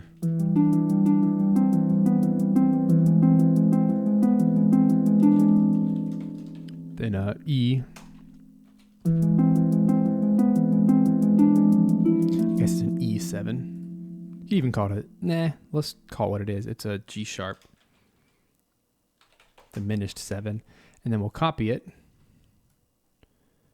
and duplicate everything over. But then the last chord is going to be an E7, which leads back to A minor, which works well. And that could be the loop point or we could write a C section, or extend the A or B. So it's not like we have plenty of options to work with here, which is the point.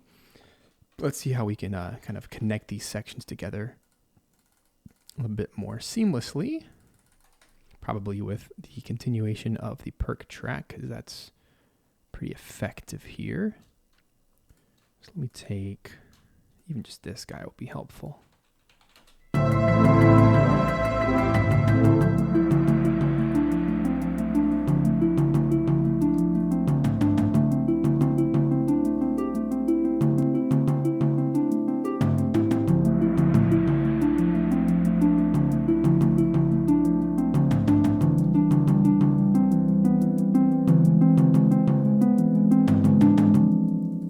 Repeat it. That works really well.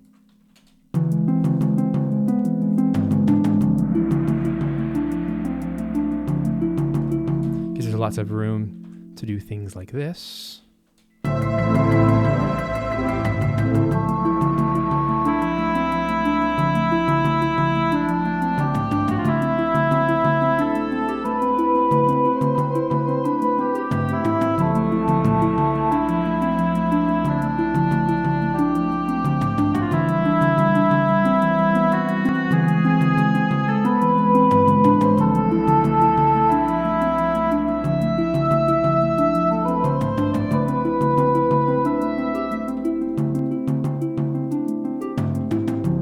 Nice. We'll get there. Let's grab some strings.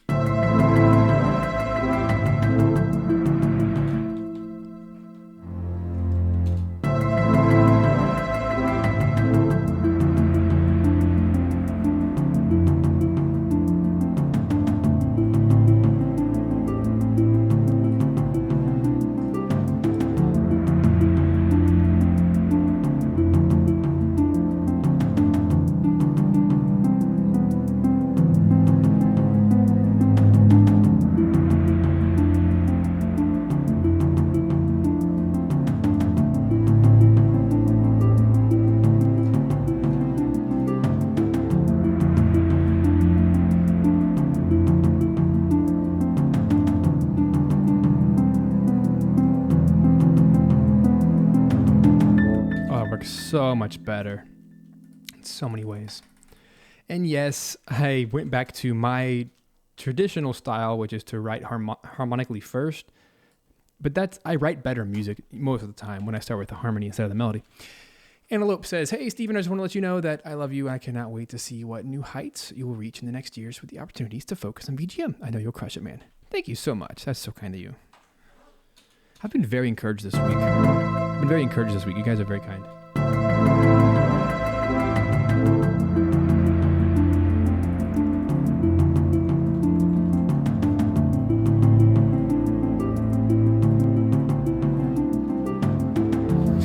Moving bass, boom, boom, boom, boom, boom. So what can we do to accentuate that?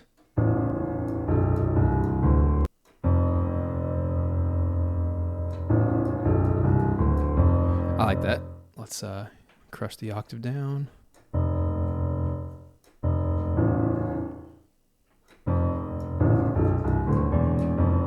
Let's do it.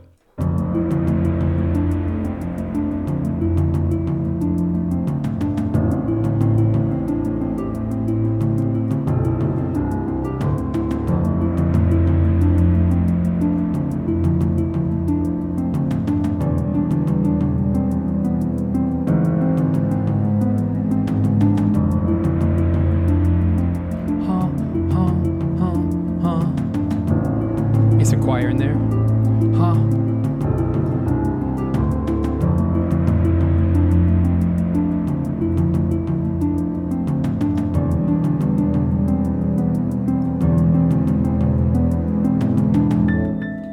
That's very kind of you, Antelope.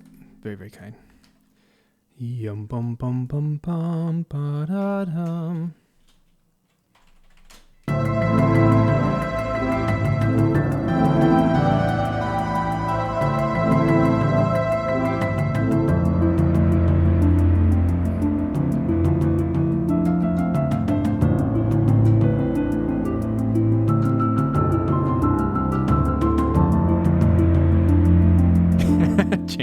I've been gone a while. This sounds different.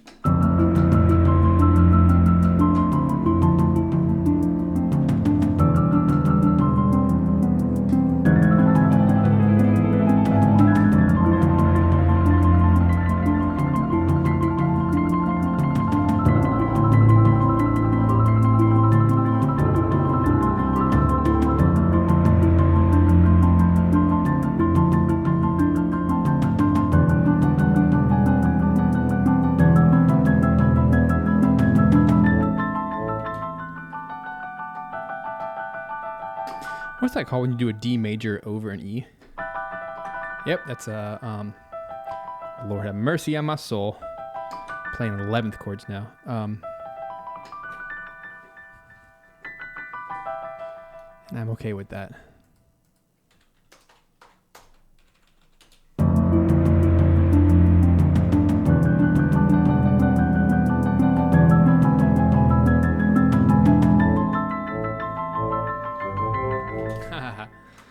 You guys are awesome.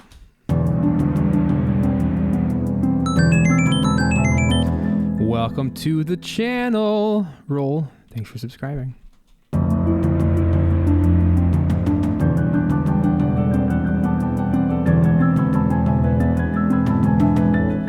Yeah. Let's get those arpeggios up in her.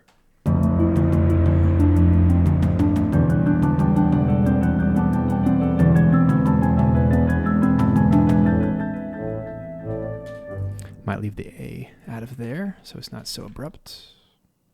What an interesting little moment.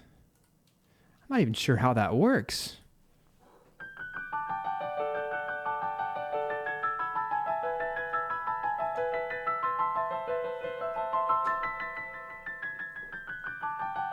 So normally that'd be a D major to an E major, but what I'm doing is I'm putting a D major over an E minor. So it creates this really cool tension. But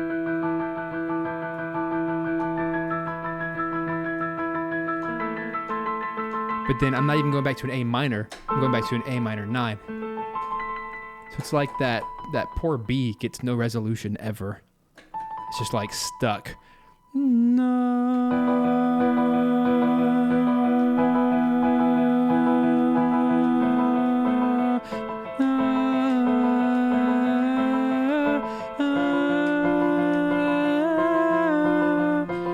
Interesting.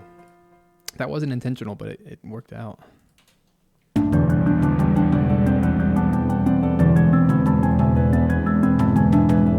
We'll figure out the C in a second. Okay, let's see what we have so far. I'd love to wrap this up soon because I'm hungry.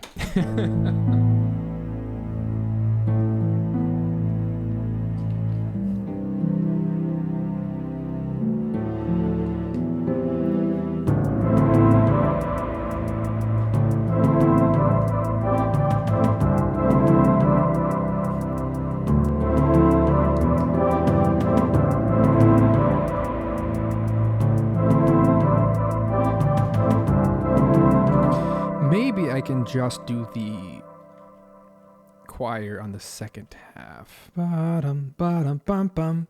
Ba-dum, ba-dum, bum, bum. Like right there. Let's try it without it. See if the horns are powerful enough to take the lead. I haven't played Mega Man 2 on GBA, but cool. I love Mega Man.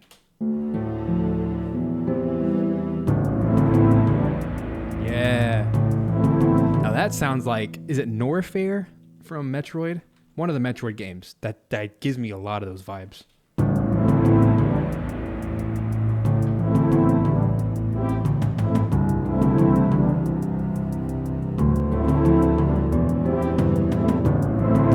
There it is.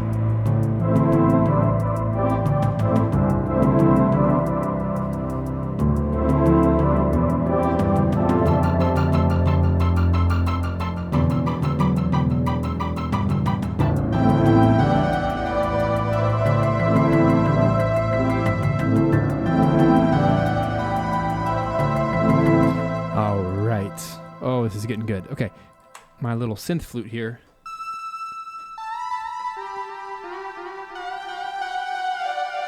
It needs some scoopy scoops. Needs some mod wheel love. Let's do it. Or some pitch bend wheel. Too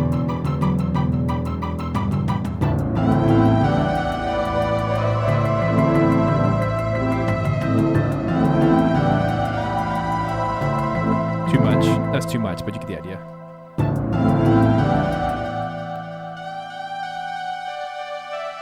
I'm controlling that with my left hand over here on the keyboard.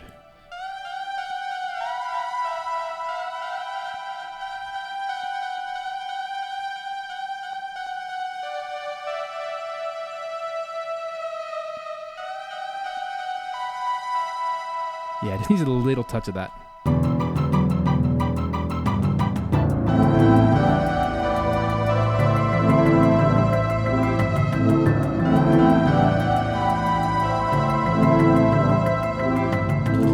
It takes a lot of finesse to do this, but what I'm trying to do is turn down the pitch bend while, like, as soon as I release the note. It'll take the decay, like the reverb tail, and that's what I'm trying to do. It sounds weird if I'm doing it while I'm holding it. Versus, it's very subtle.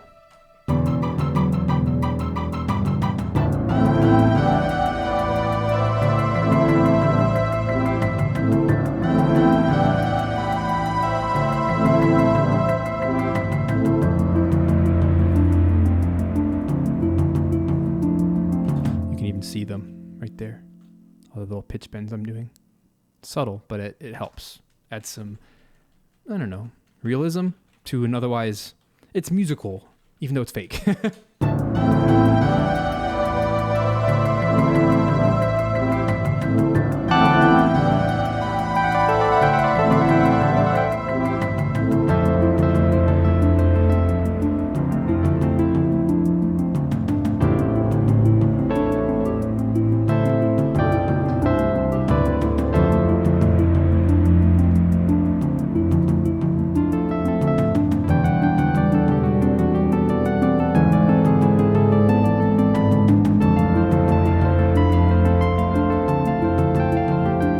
Thanks, Donkey Kong. Right there.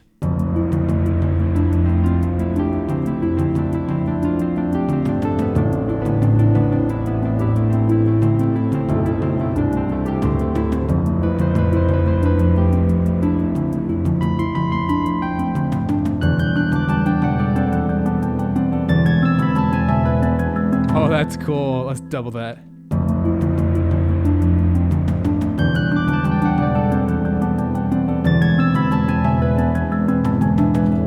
Sounds so interesting.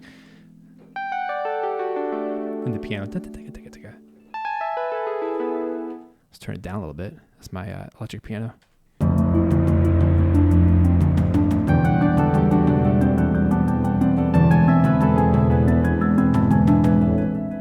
Cool. What a funny little accident.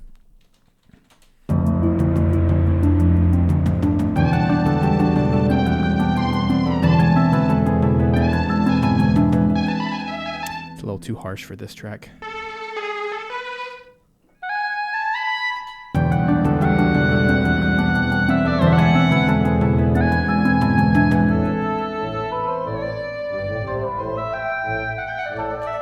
All right, let's do it. Now I'm getting pumped about this track. It's starting to really shape up.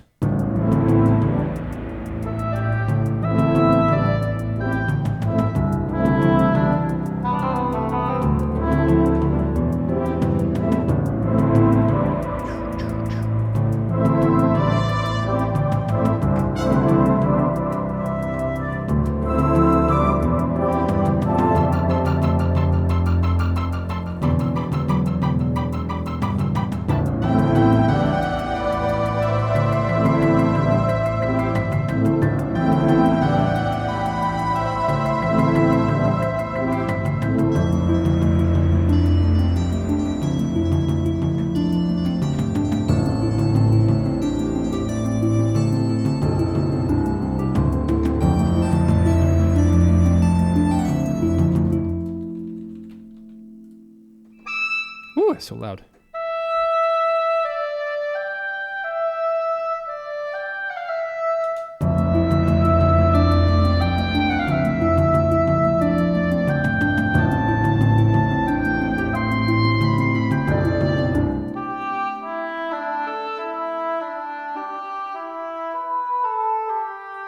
does that go? Twilight Princess, isn't that it?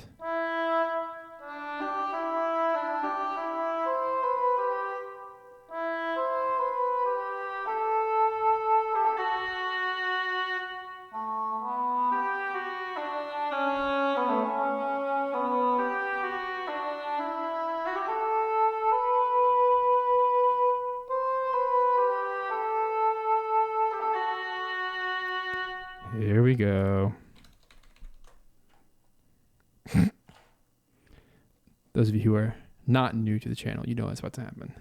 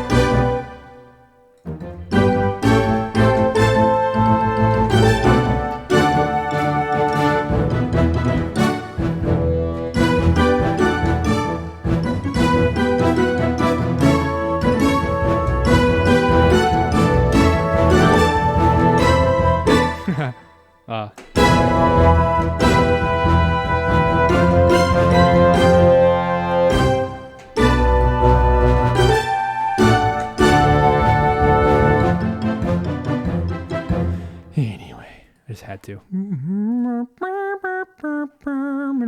Pretty sure it's either an oboe or a bassoon, actually.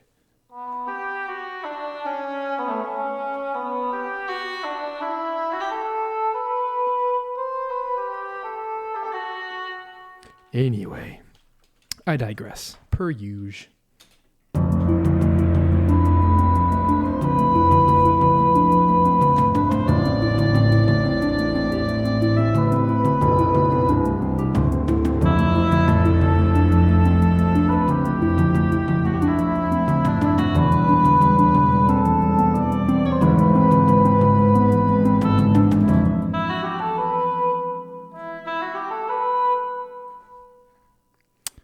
Piano this out.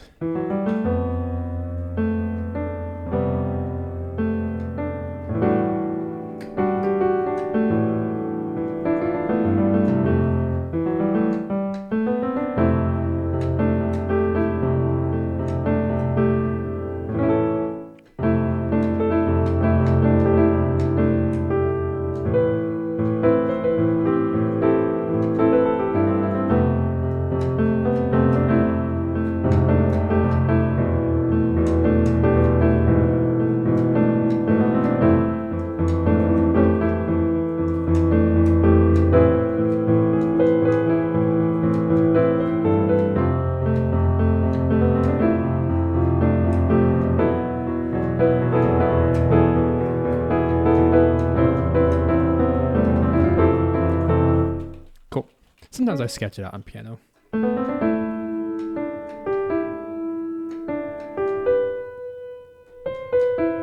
I like that hovering on the E. It's the common note with all of these chords. So what this really means for my music theory friends out there, it's F major 7. And then this is no longer an A minor, it's an A minor 7. No, it's not. A minor 9.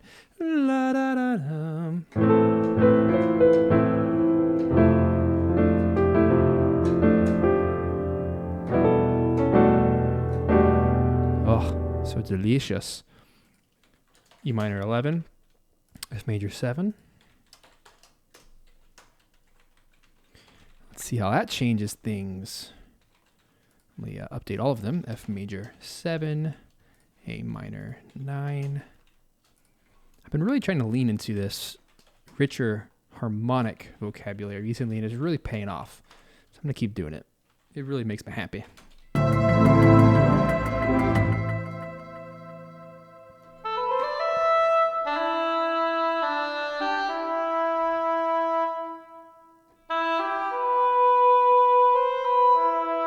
It's a simple melody, but when you pair it with the right chords, it can really be special.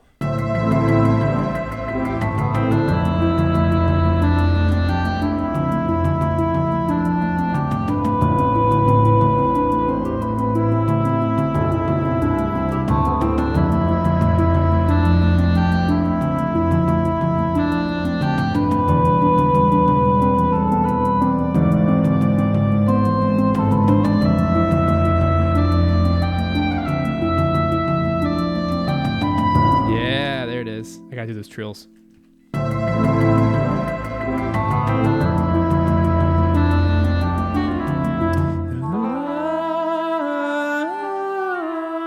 Nope, I'm gonna save them for the second time. Make them more special.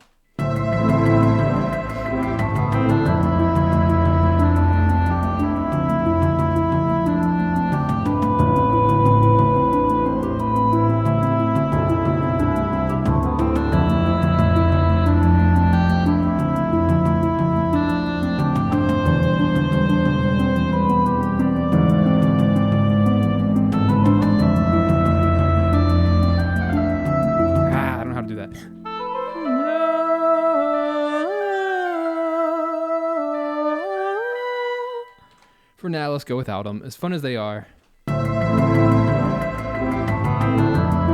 gotta figure out this chord nonsense, though.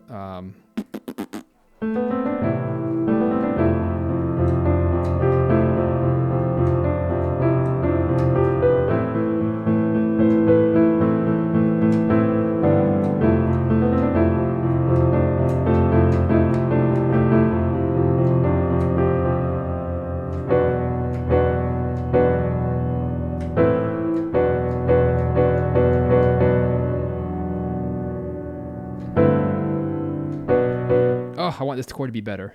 Maybe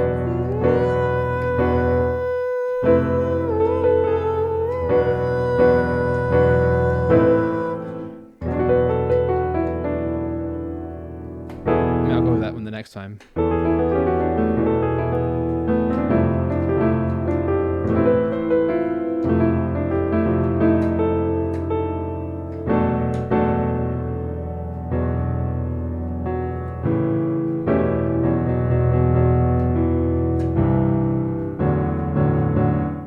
Oh, come on, ears. You can do better than that.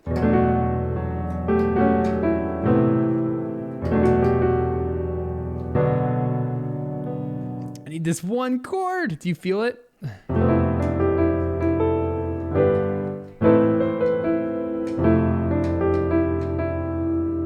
it needs to go down.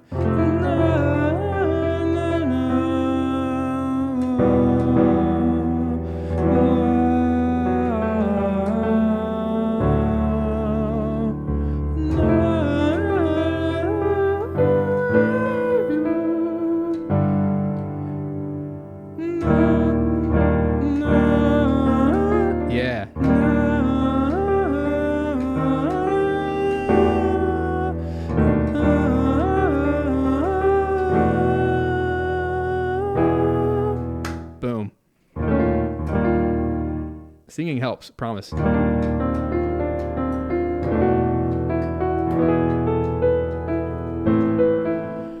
Whew, okay, now I have to write it down.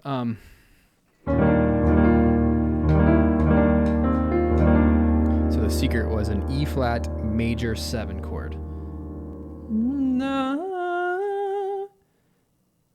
So it's right here. E flat major 7. Sometimes it's good to take the time. Let me get it right.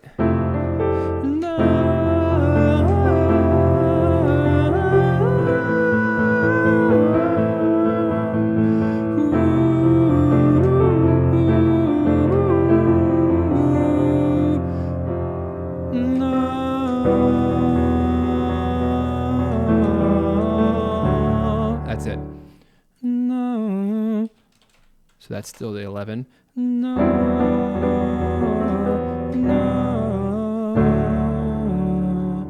This is more interesting. That's the D. And then na na ma na ma na E minor na na na na na. That's super super Zelda right there. Keep the G up there. Da da da da da da da. Oh, come on.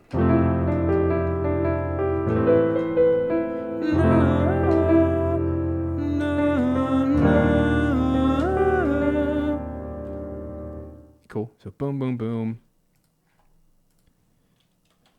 E flat major 7. Where does it live? Hold up, yo. So.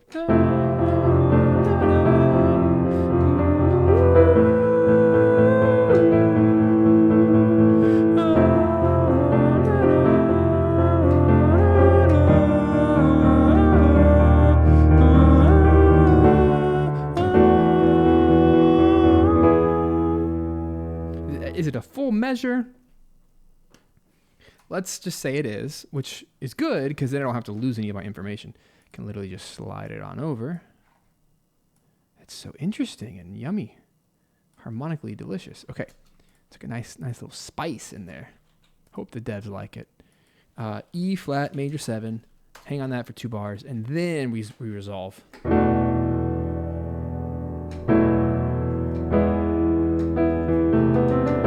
Thanks, Antelope. Yeah, this is definitely some Chrono Trigger inspiration, which I will never apologize for. Wahaha. Okay, so in order to make this happen, da, da, da, da.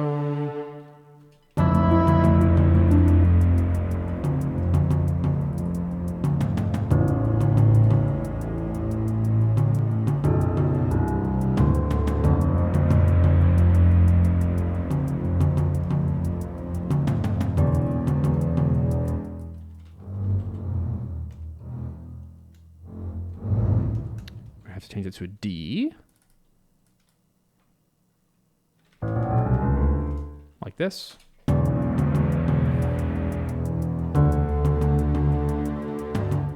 bet that D will go lower in the bass of the piano. Maybe. Yes, it will.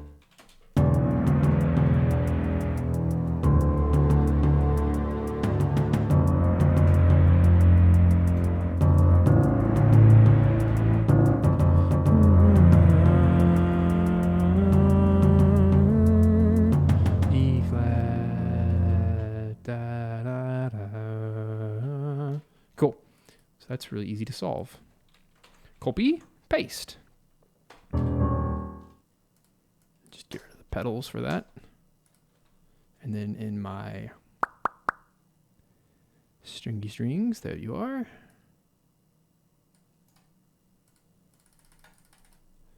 Let's do the same thing. Copy, paste, down, half step. Like this.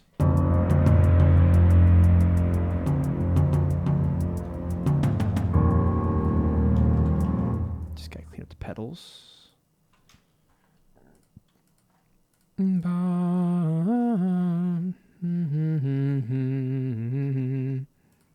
Actually, really easy copy and paste over without losing anything. Just gotta clean up this here. I'm in my sustain pedal, just making sure that it's all clean.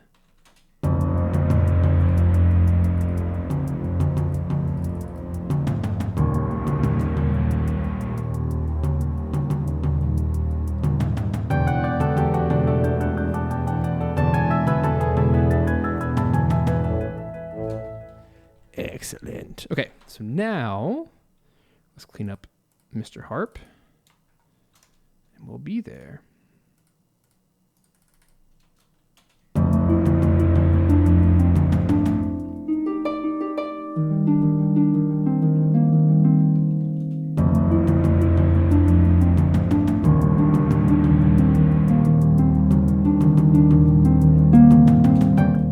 That's it. Hopefully that makes some sort of sense. Yay!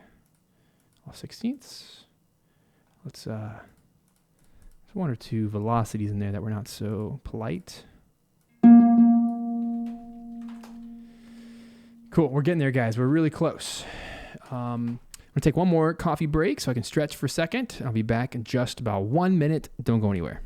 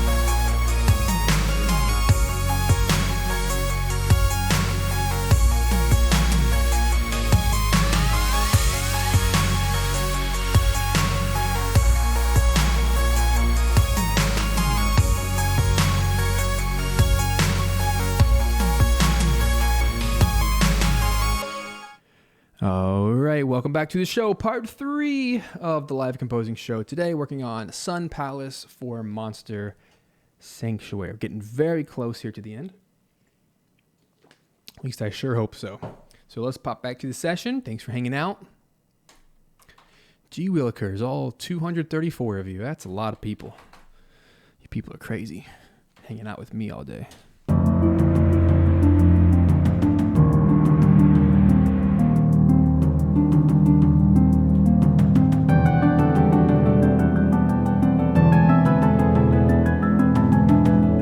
That's a cool little modulation. So let's get Mr. Oboe in there. We're going to have ourselves a little fancy playthrough.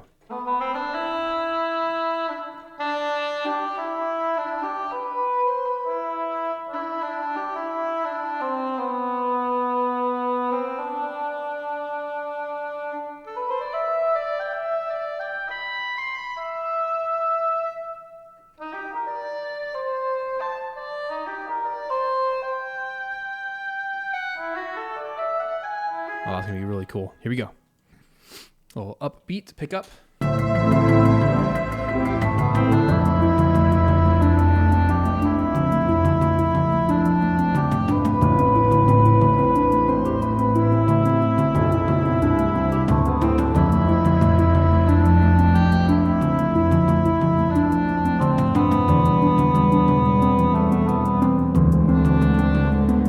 Ew, why does it sound so bad?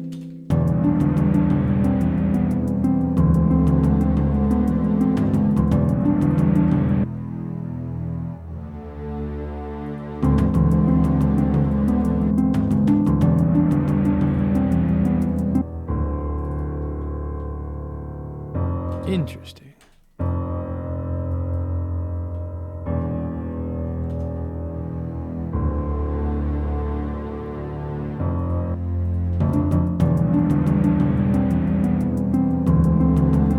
Oh, it's my harp. Whoopsies.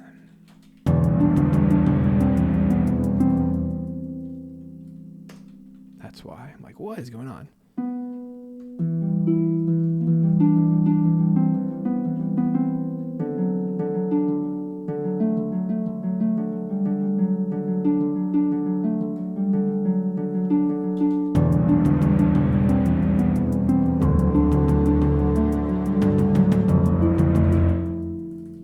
Hopefully that'll work. At least it's in the right key. Okay, back to the oboe show.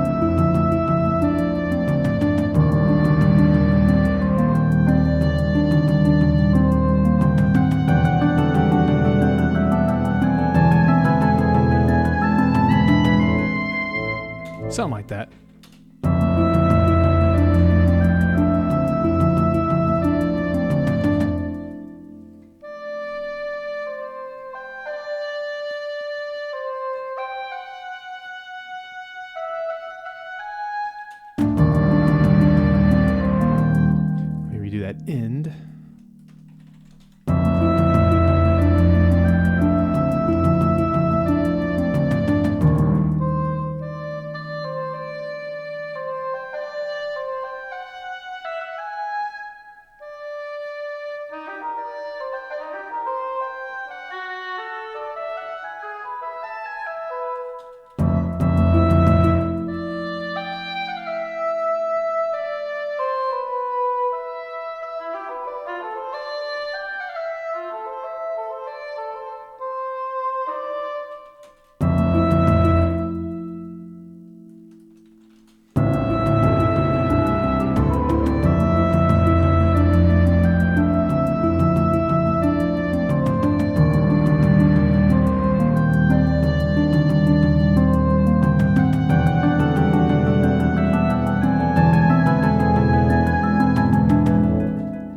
Pretty cool. I like it.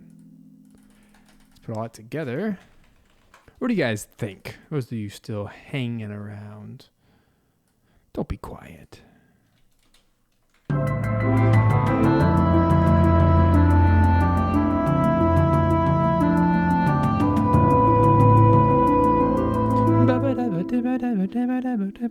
That's what we need.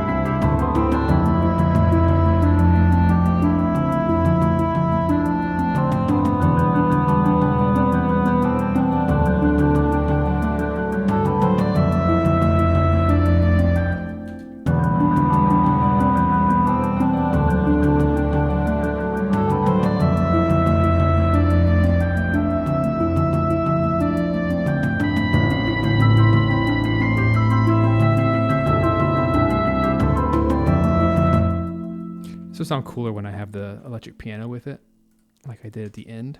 It'll make more sense.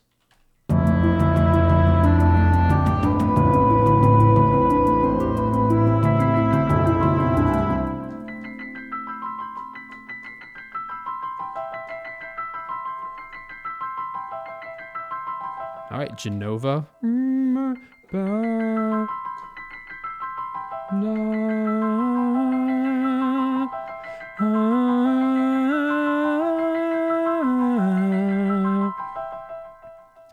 Final Fantasy 7. Anybody?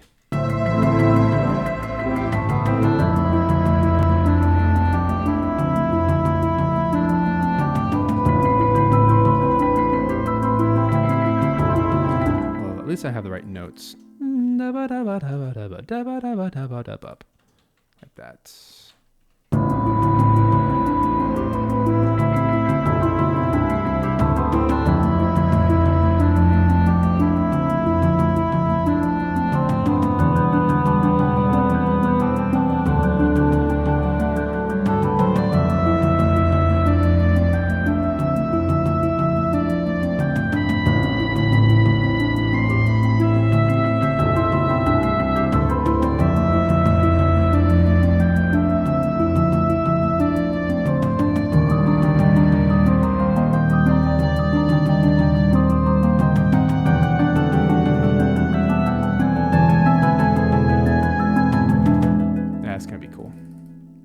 Chance has a suggestion to adding some light marimba. Maybe. I'm not against that doubling. I just haven't used marimba in the entire soundtrack, and this would be a weird time to do it, like near the end of the soundtrack. So I'm going to stick to no on that one.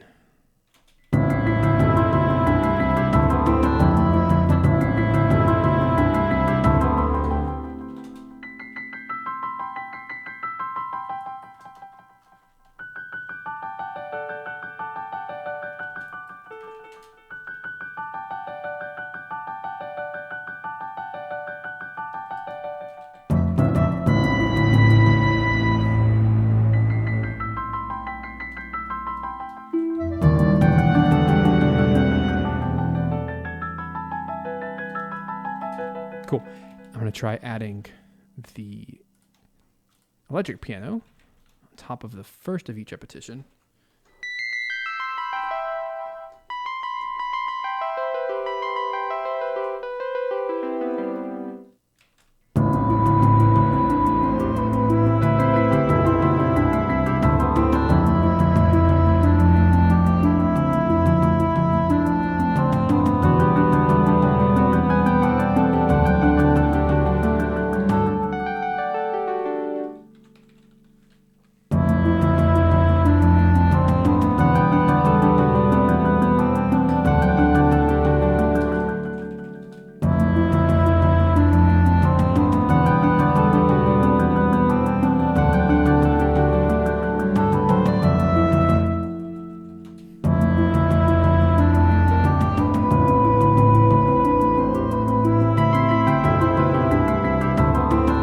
Like that.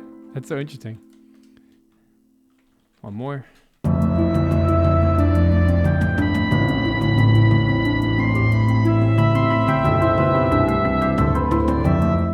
That way it sounds like the electric piano is starting it and the piano is doubling, like it gets the echo effect. Now I just need to quantize each of those. Xavier asks, how soon do the devs usually get back to you on previous revisions? Pretty darn fast, usually, like a couple of days.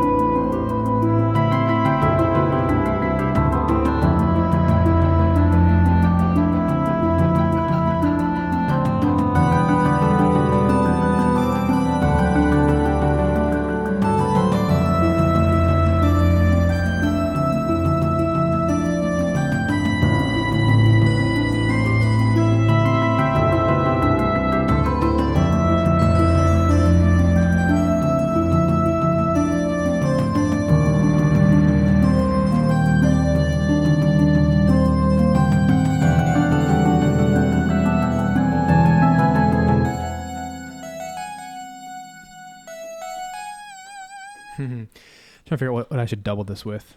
I love this. I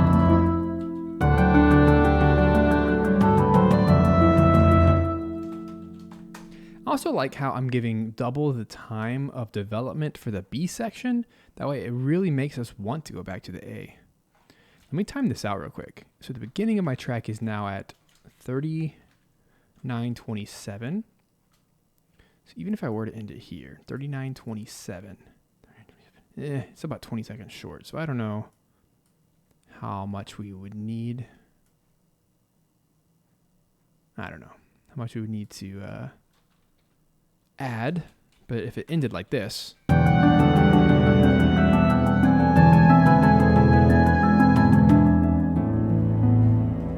Oops, that's all kinds of off. Try again.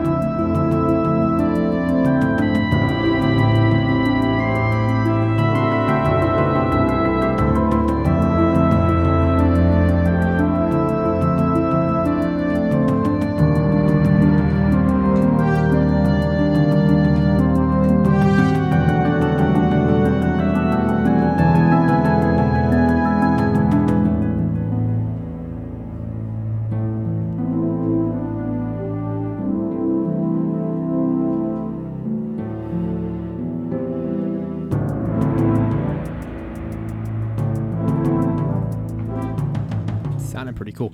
I want to increase the volume of all of the gongs. It's really easy to do. Just take velocities of all of them. Crank them all up a tad.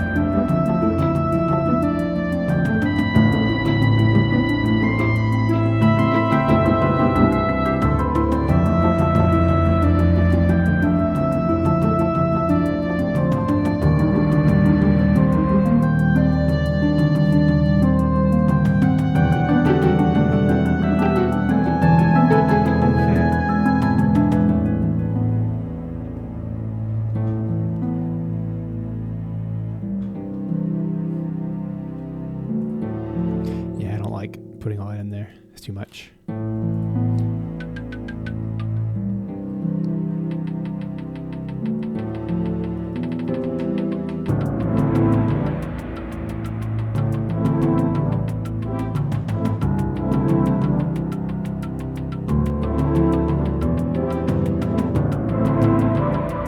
I'm totally adding my xylophone. It's like a nice little percussion. Especially here. Well, as soon as the motion starts.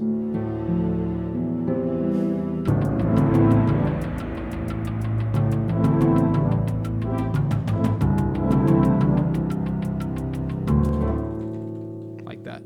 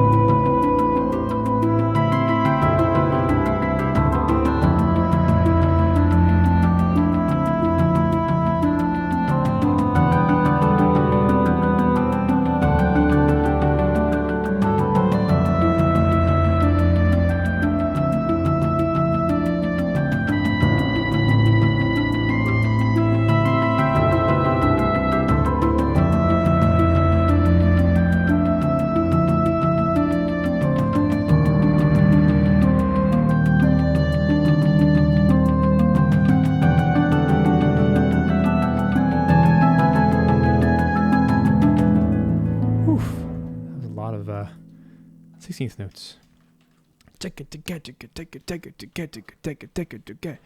Unfortunately, by the end, I developed a better way of playing it. Aye. So now I have to redo some of it.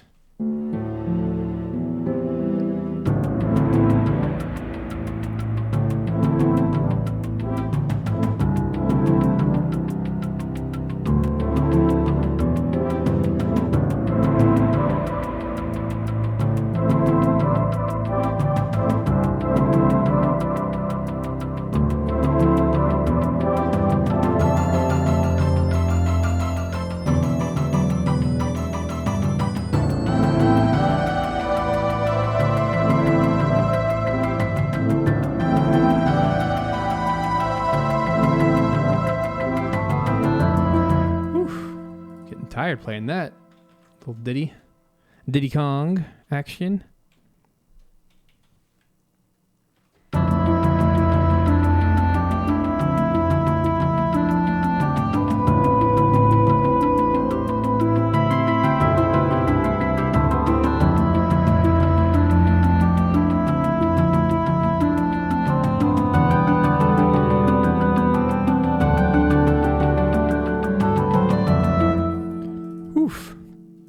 Got everything right except for that end. Egads. Deca.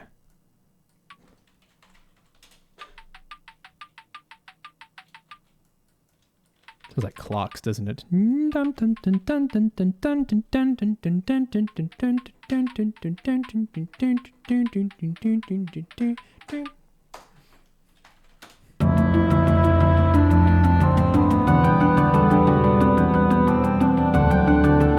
It's a nice little jungle vibe in the background.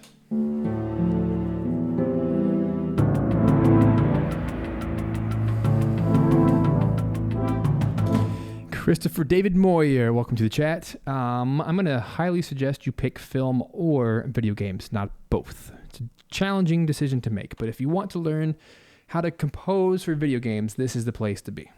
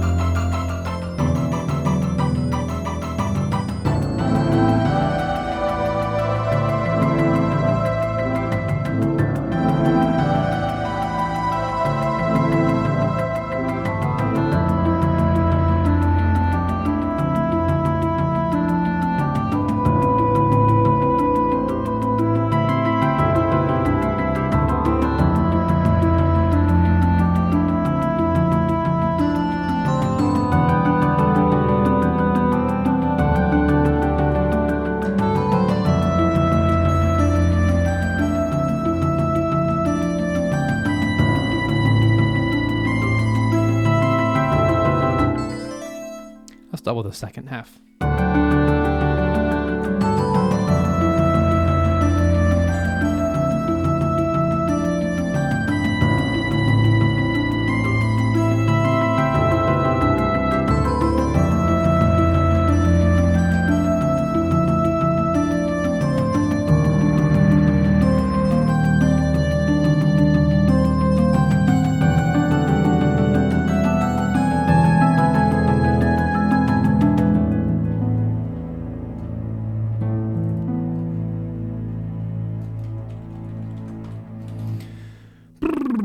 Did not think I was going to spin this long, everybody. Holy moly. But I'm knocking this sucker out, that's for sure. Almost done. Yeah, that's totally has Donkey Kong vibes, and I'm okay with that. I wonder if the synth flute will do well here.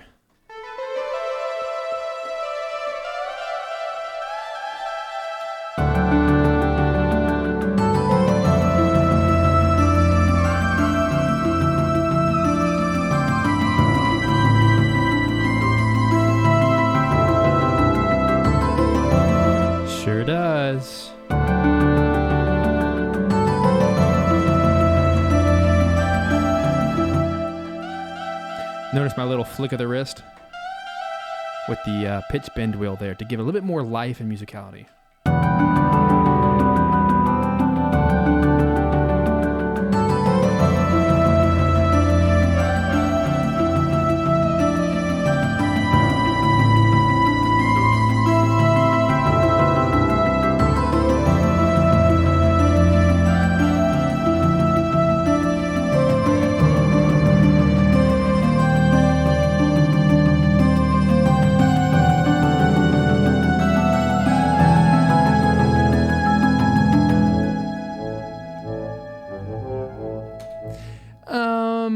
Yeah, I do think that we might just do a very chill.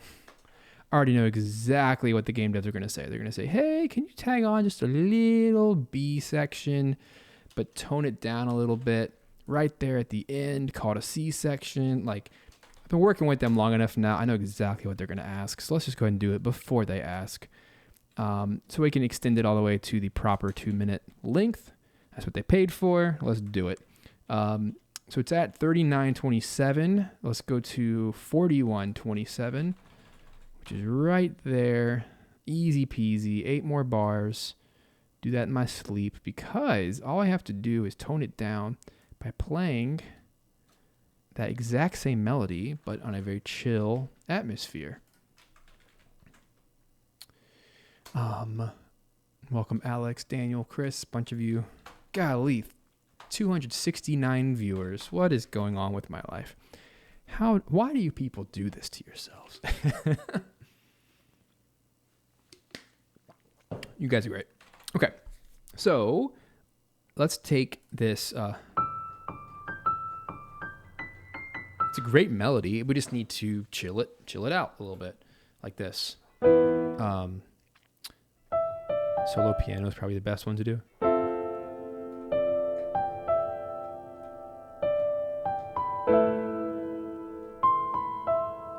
Right. So let me do the exact same chords. I probably can't do the fancy. I don't know.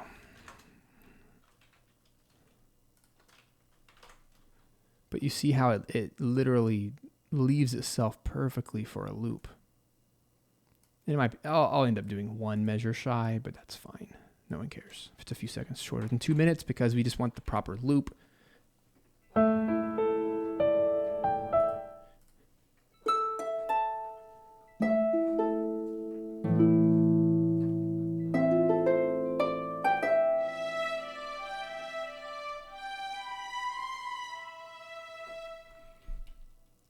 I don't even know what you guys are talking about anymore. The chat. I'm just going to keep writing, okay?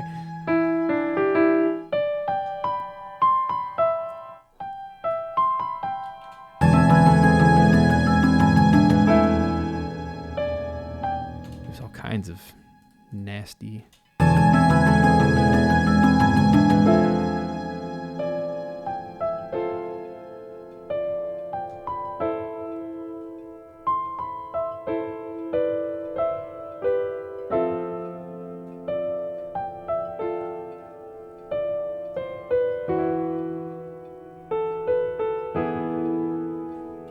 That's what I'll do. Aha, and looky there. I got rid of the modulation, and now the timing works perfection. And it's not as jarring. You know, you can only have the modulation once for it to actually be effective. So if you really want to make this special, just do a single note in the piano. Here we go. Oh, no, I just did the Donald Trump. Just, I can't even fake it. Just put one note at the end. Okay, here we go. Lord have mercy. This is what happens when you stream for freaking 3 hours. Lose your ever-loving mind. Okay.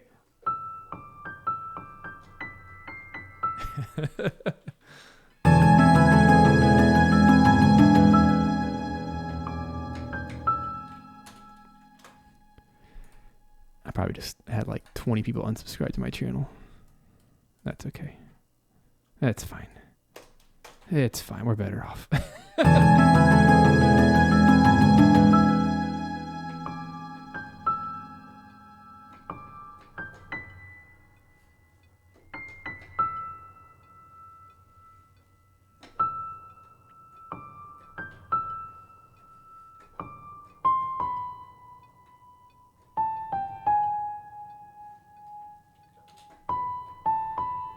that.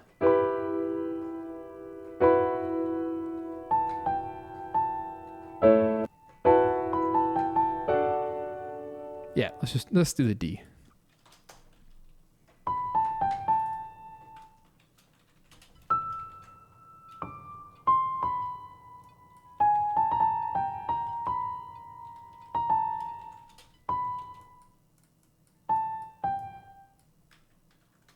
Very simple. Let's go back to the chill.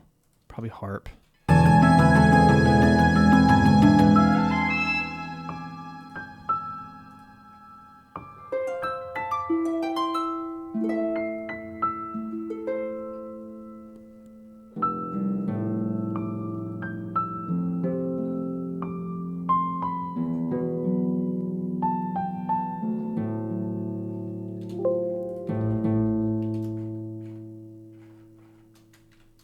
All right.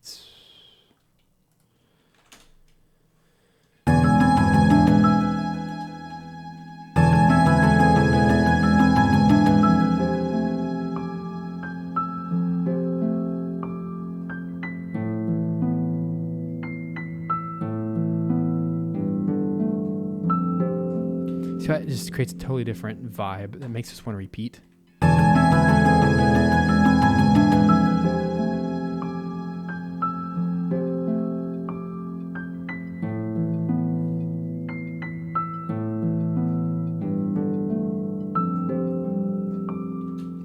Yeah, you see. Bum, bum, bum, bum,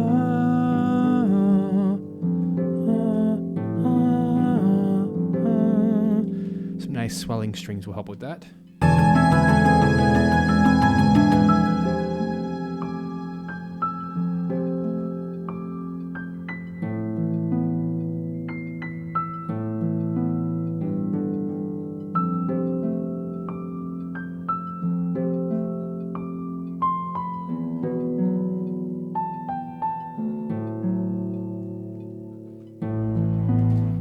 It just helps. It's like an outro, but it's using the melody and chord structure of the previously established B section, which is going to help a lot.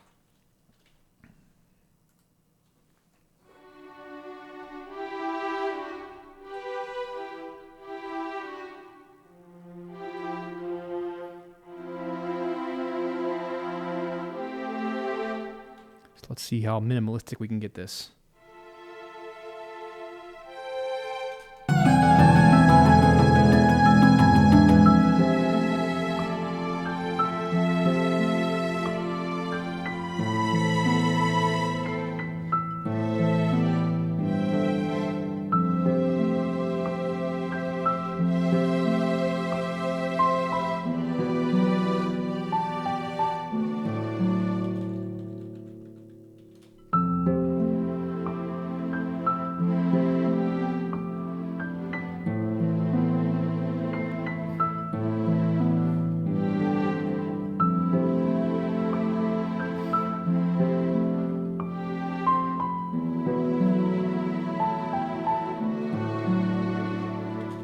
So I'm basically mimicking the horn line.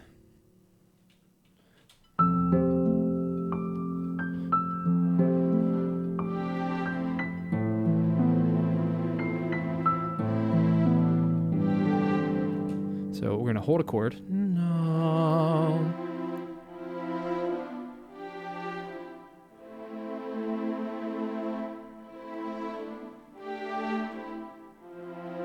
That's nice. Very, very minimalistic.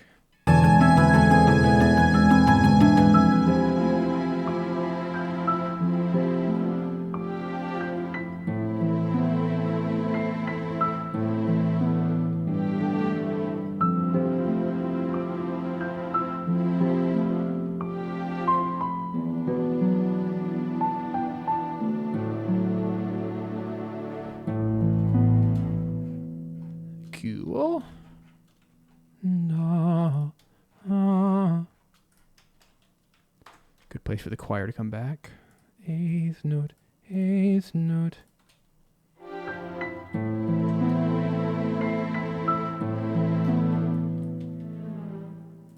And then, of course, to take all of this and taking the velocities and dragging them down equally.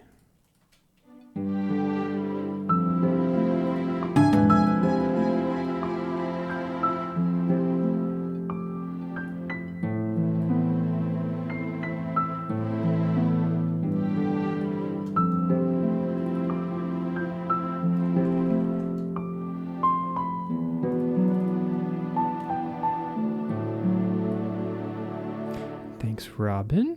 I'm liking it. Liking this melody here. Crank up the velocity a little bit.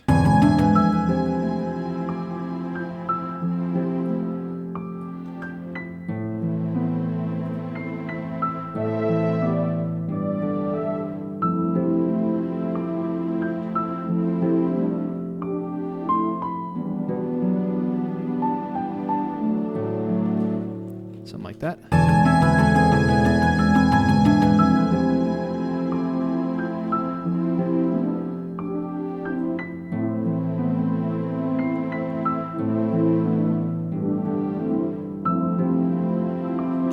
Play the exact same thing as the horns.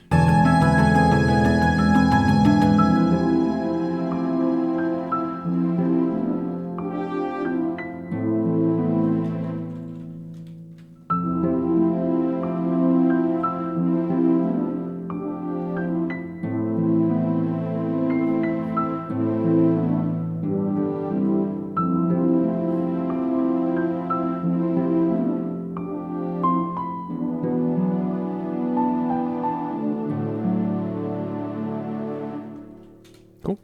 Very simple. That would be really cool with a live orchestra, but that's not the vibe of the game.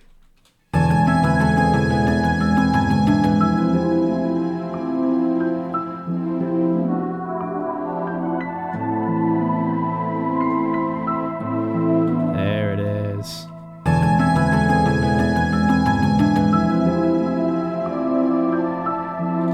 Just a single choir.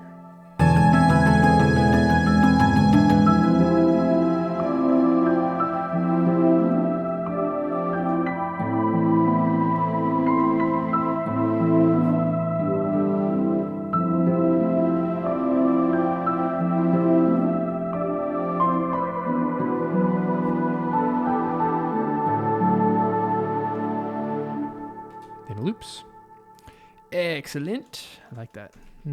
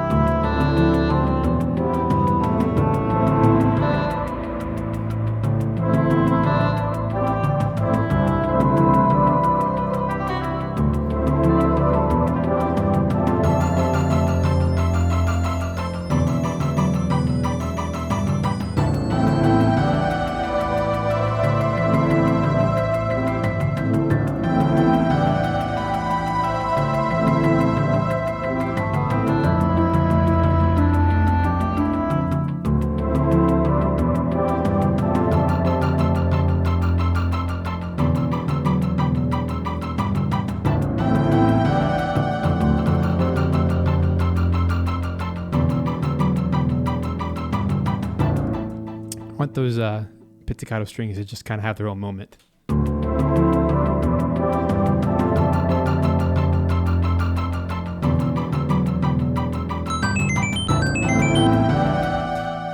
Thanks for subscribing, Sinbad.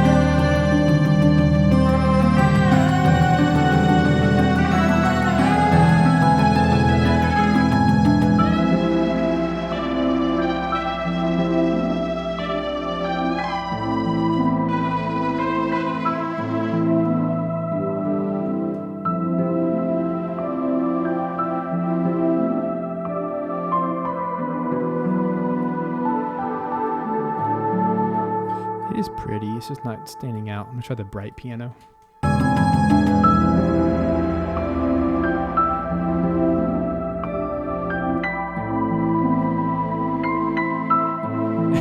Robin, you're funny. I have no idea what will happen.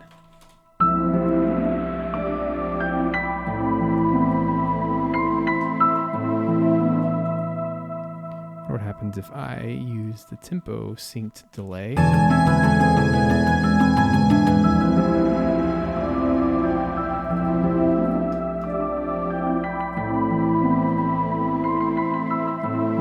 I like that a lot.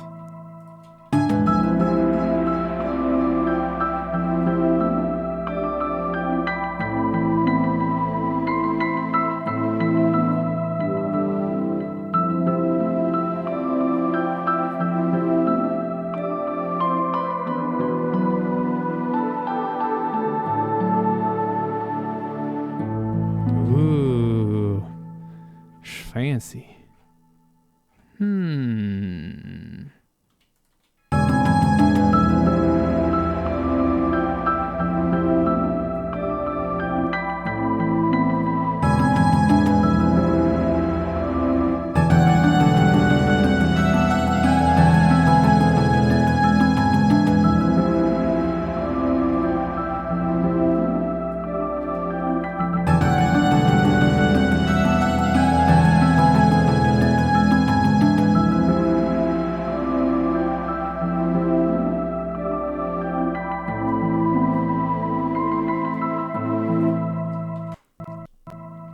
Would seem I need to create a delay 3. Hold on a second. So I'm literally having to delete.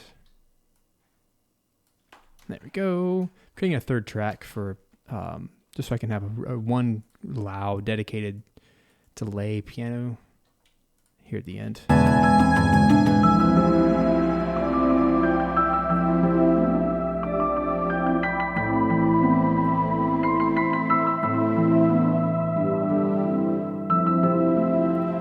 If that's not Chrono Trigger, what is?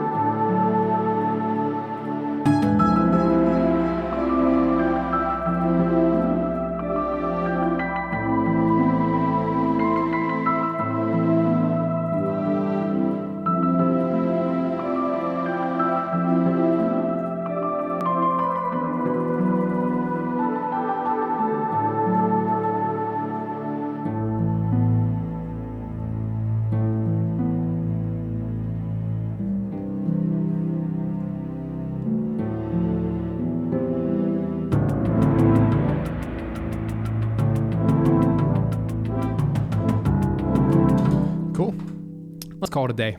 I am exhausted, but this is a lot of fun, guys. So here's what we're going to do. I am just going through and gluing my sections together. That way there's no like floating MIDI data. Something you should always do before you export. That way, if there's, like a pitch bend wheel or something, or like a mod wheel, they're all connected instead of being separate events.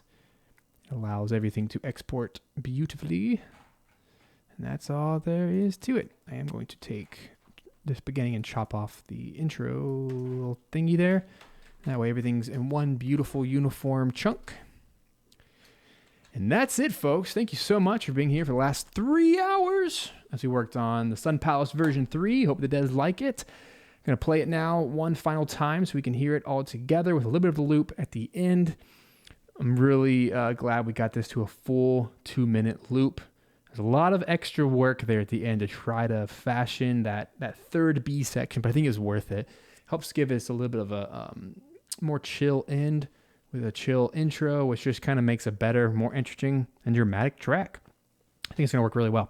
That's all the time we have for today, but thank you so much for being a part of the live composing show. I'll see you again next Wednesday for my next published video, and then Thursday for the live composing show. Now, to be honest, I'm not really sure what the next topic needs to be. I'm probably going to be spending the next week coming up with the next year's worth of content on paper for both of my channels. Way, I know what I'm doing. I don't want to just throw out random videos that don't, that are not the best. So I probably will take 1 week off, like a Wednesday off, but you can always expect on Thursdays to have these live composing streams. And if you have not yet downloaded, boom, right down there, the 10 steps to become a game composer.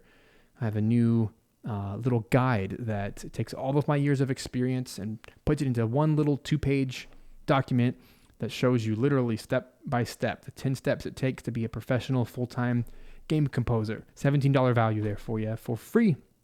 That gets you onto my email list, which means every single week you're going to get more free content from me. It's going to be super valuable for you. So hope that serves you well. Hope you guys have a wonderful day.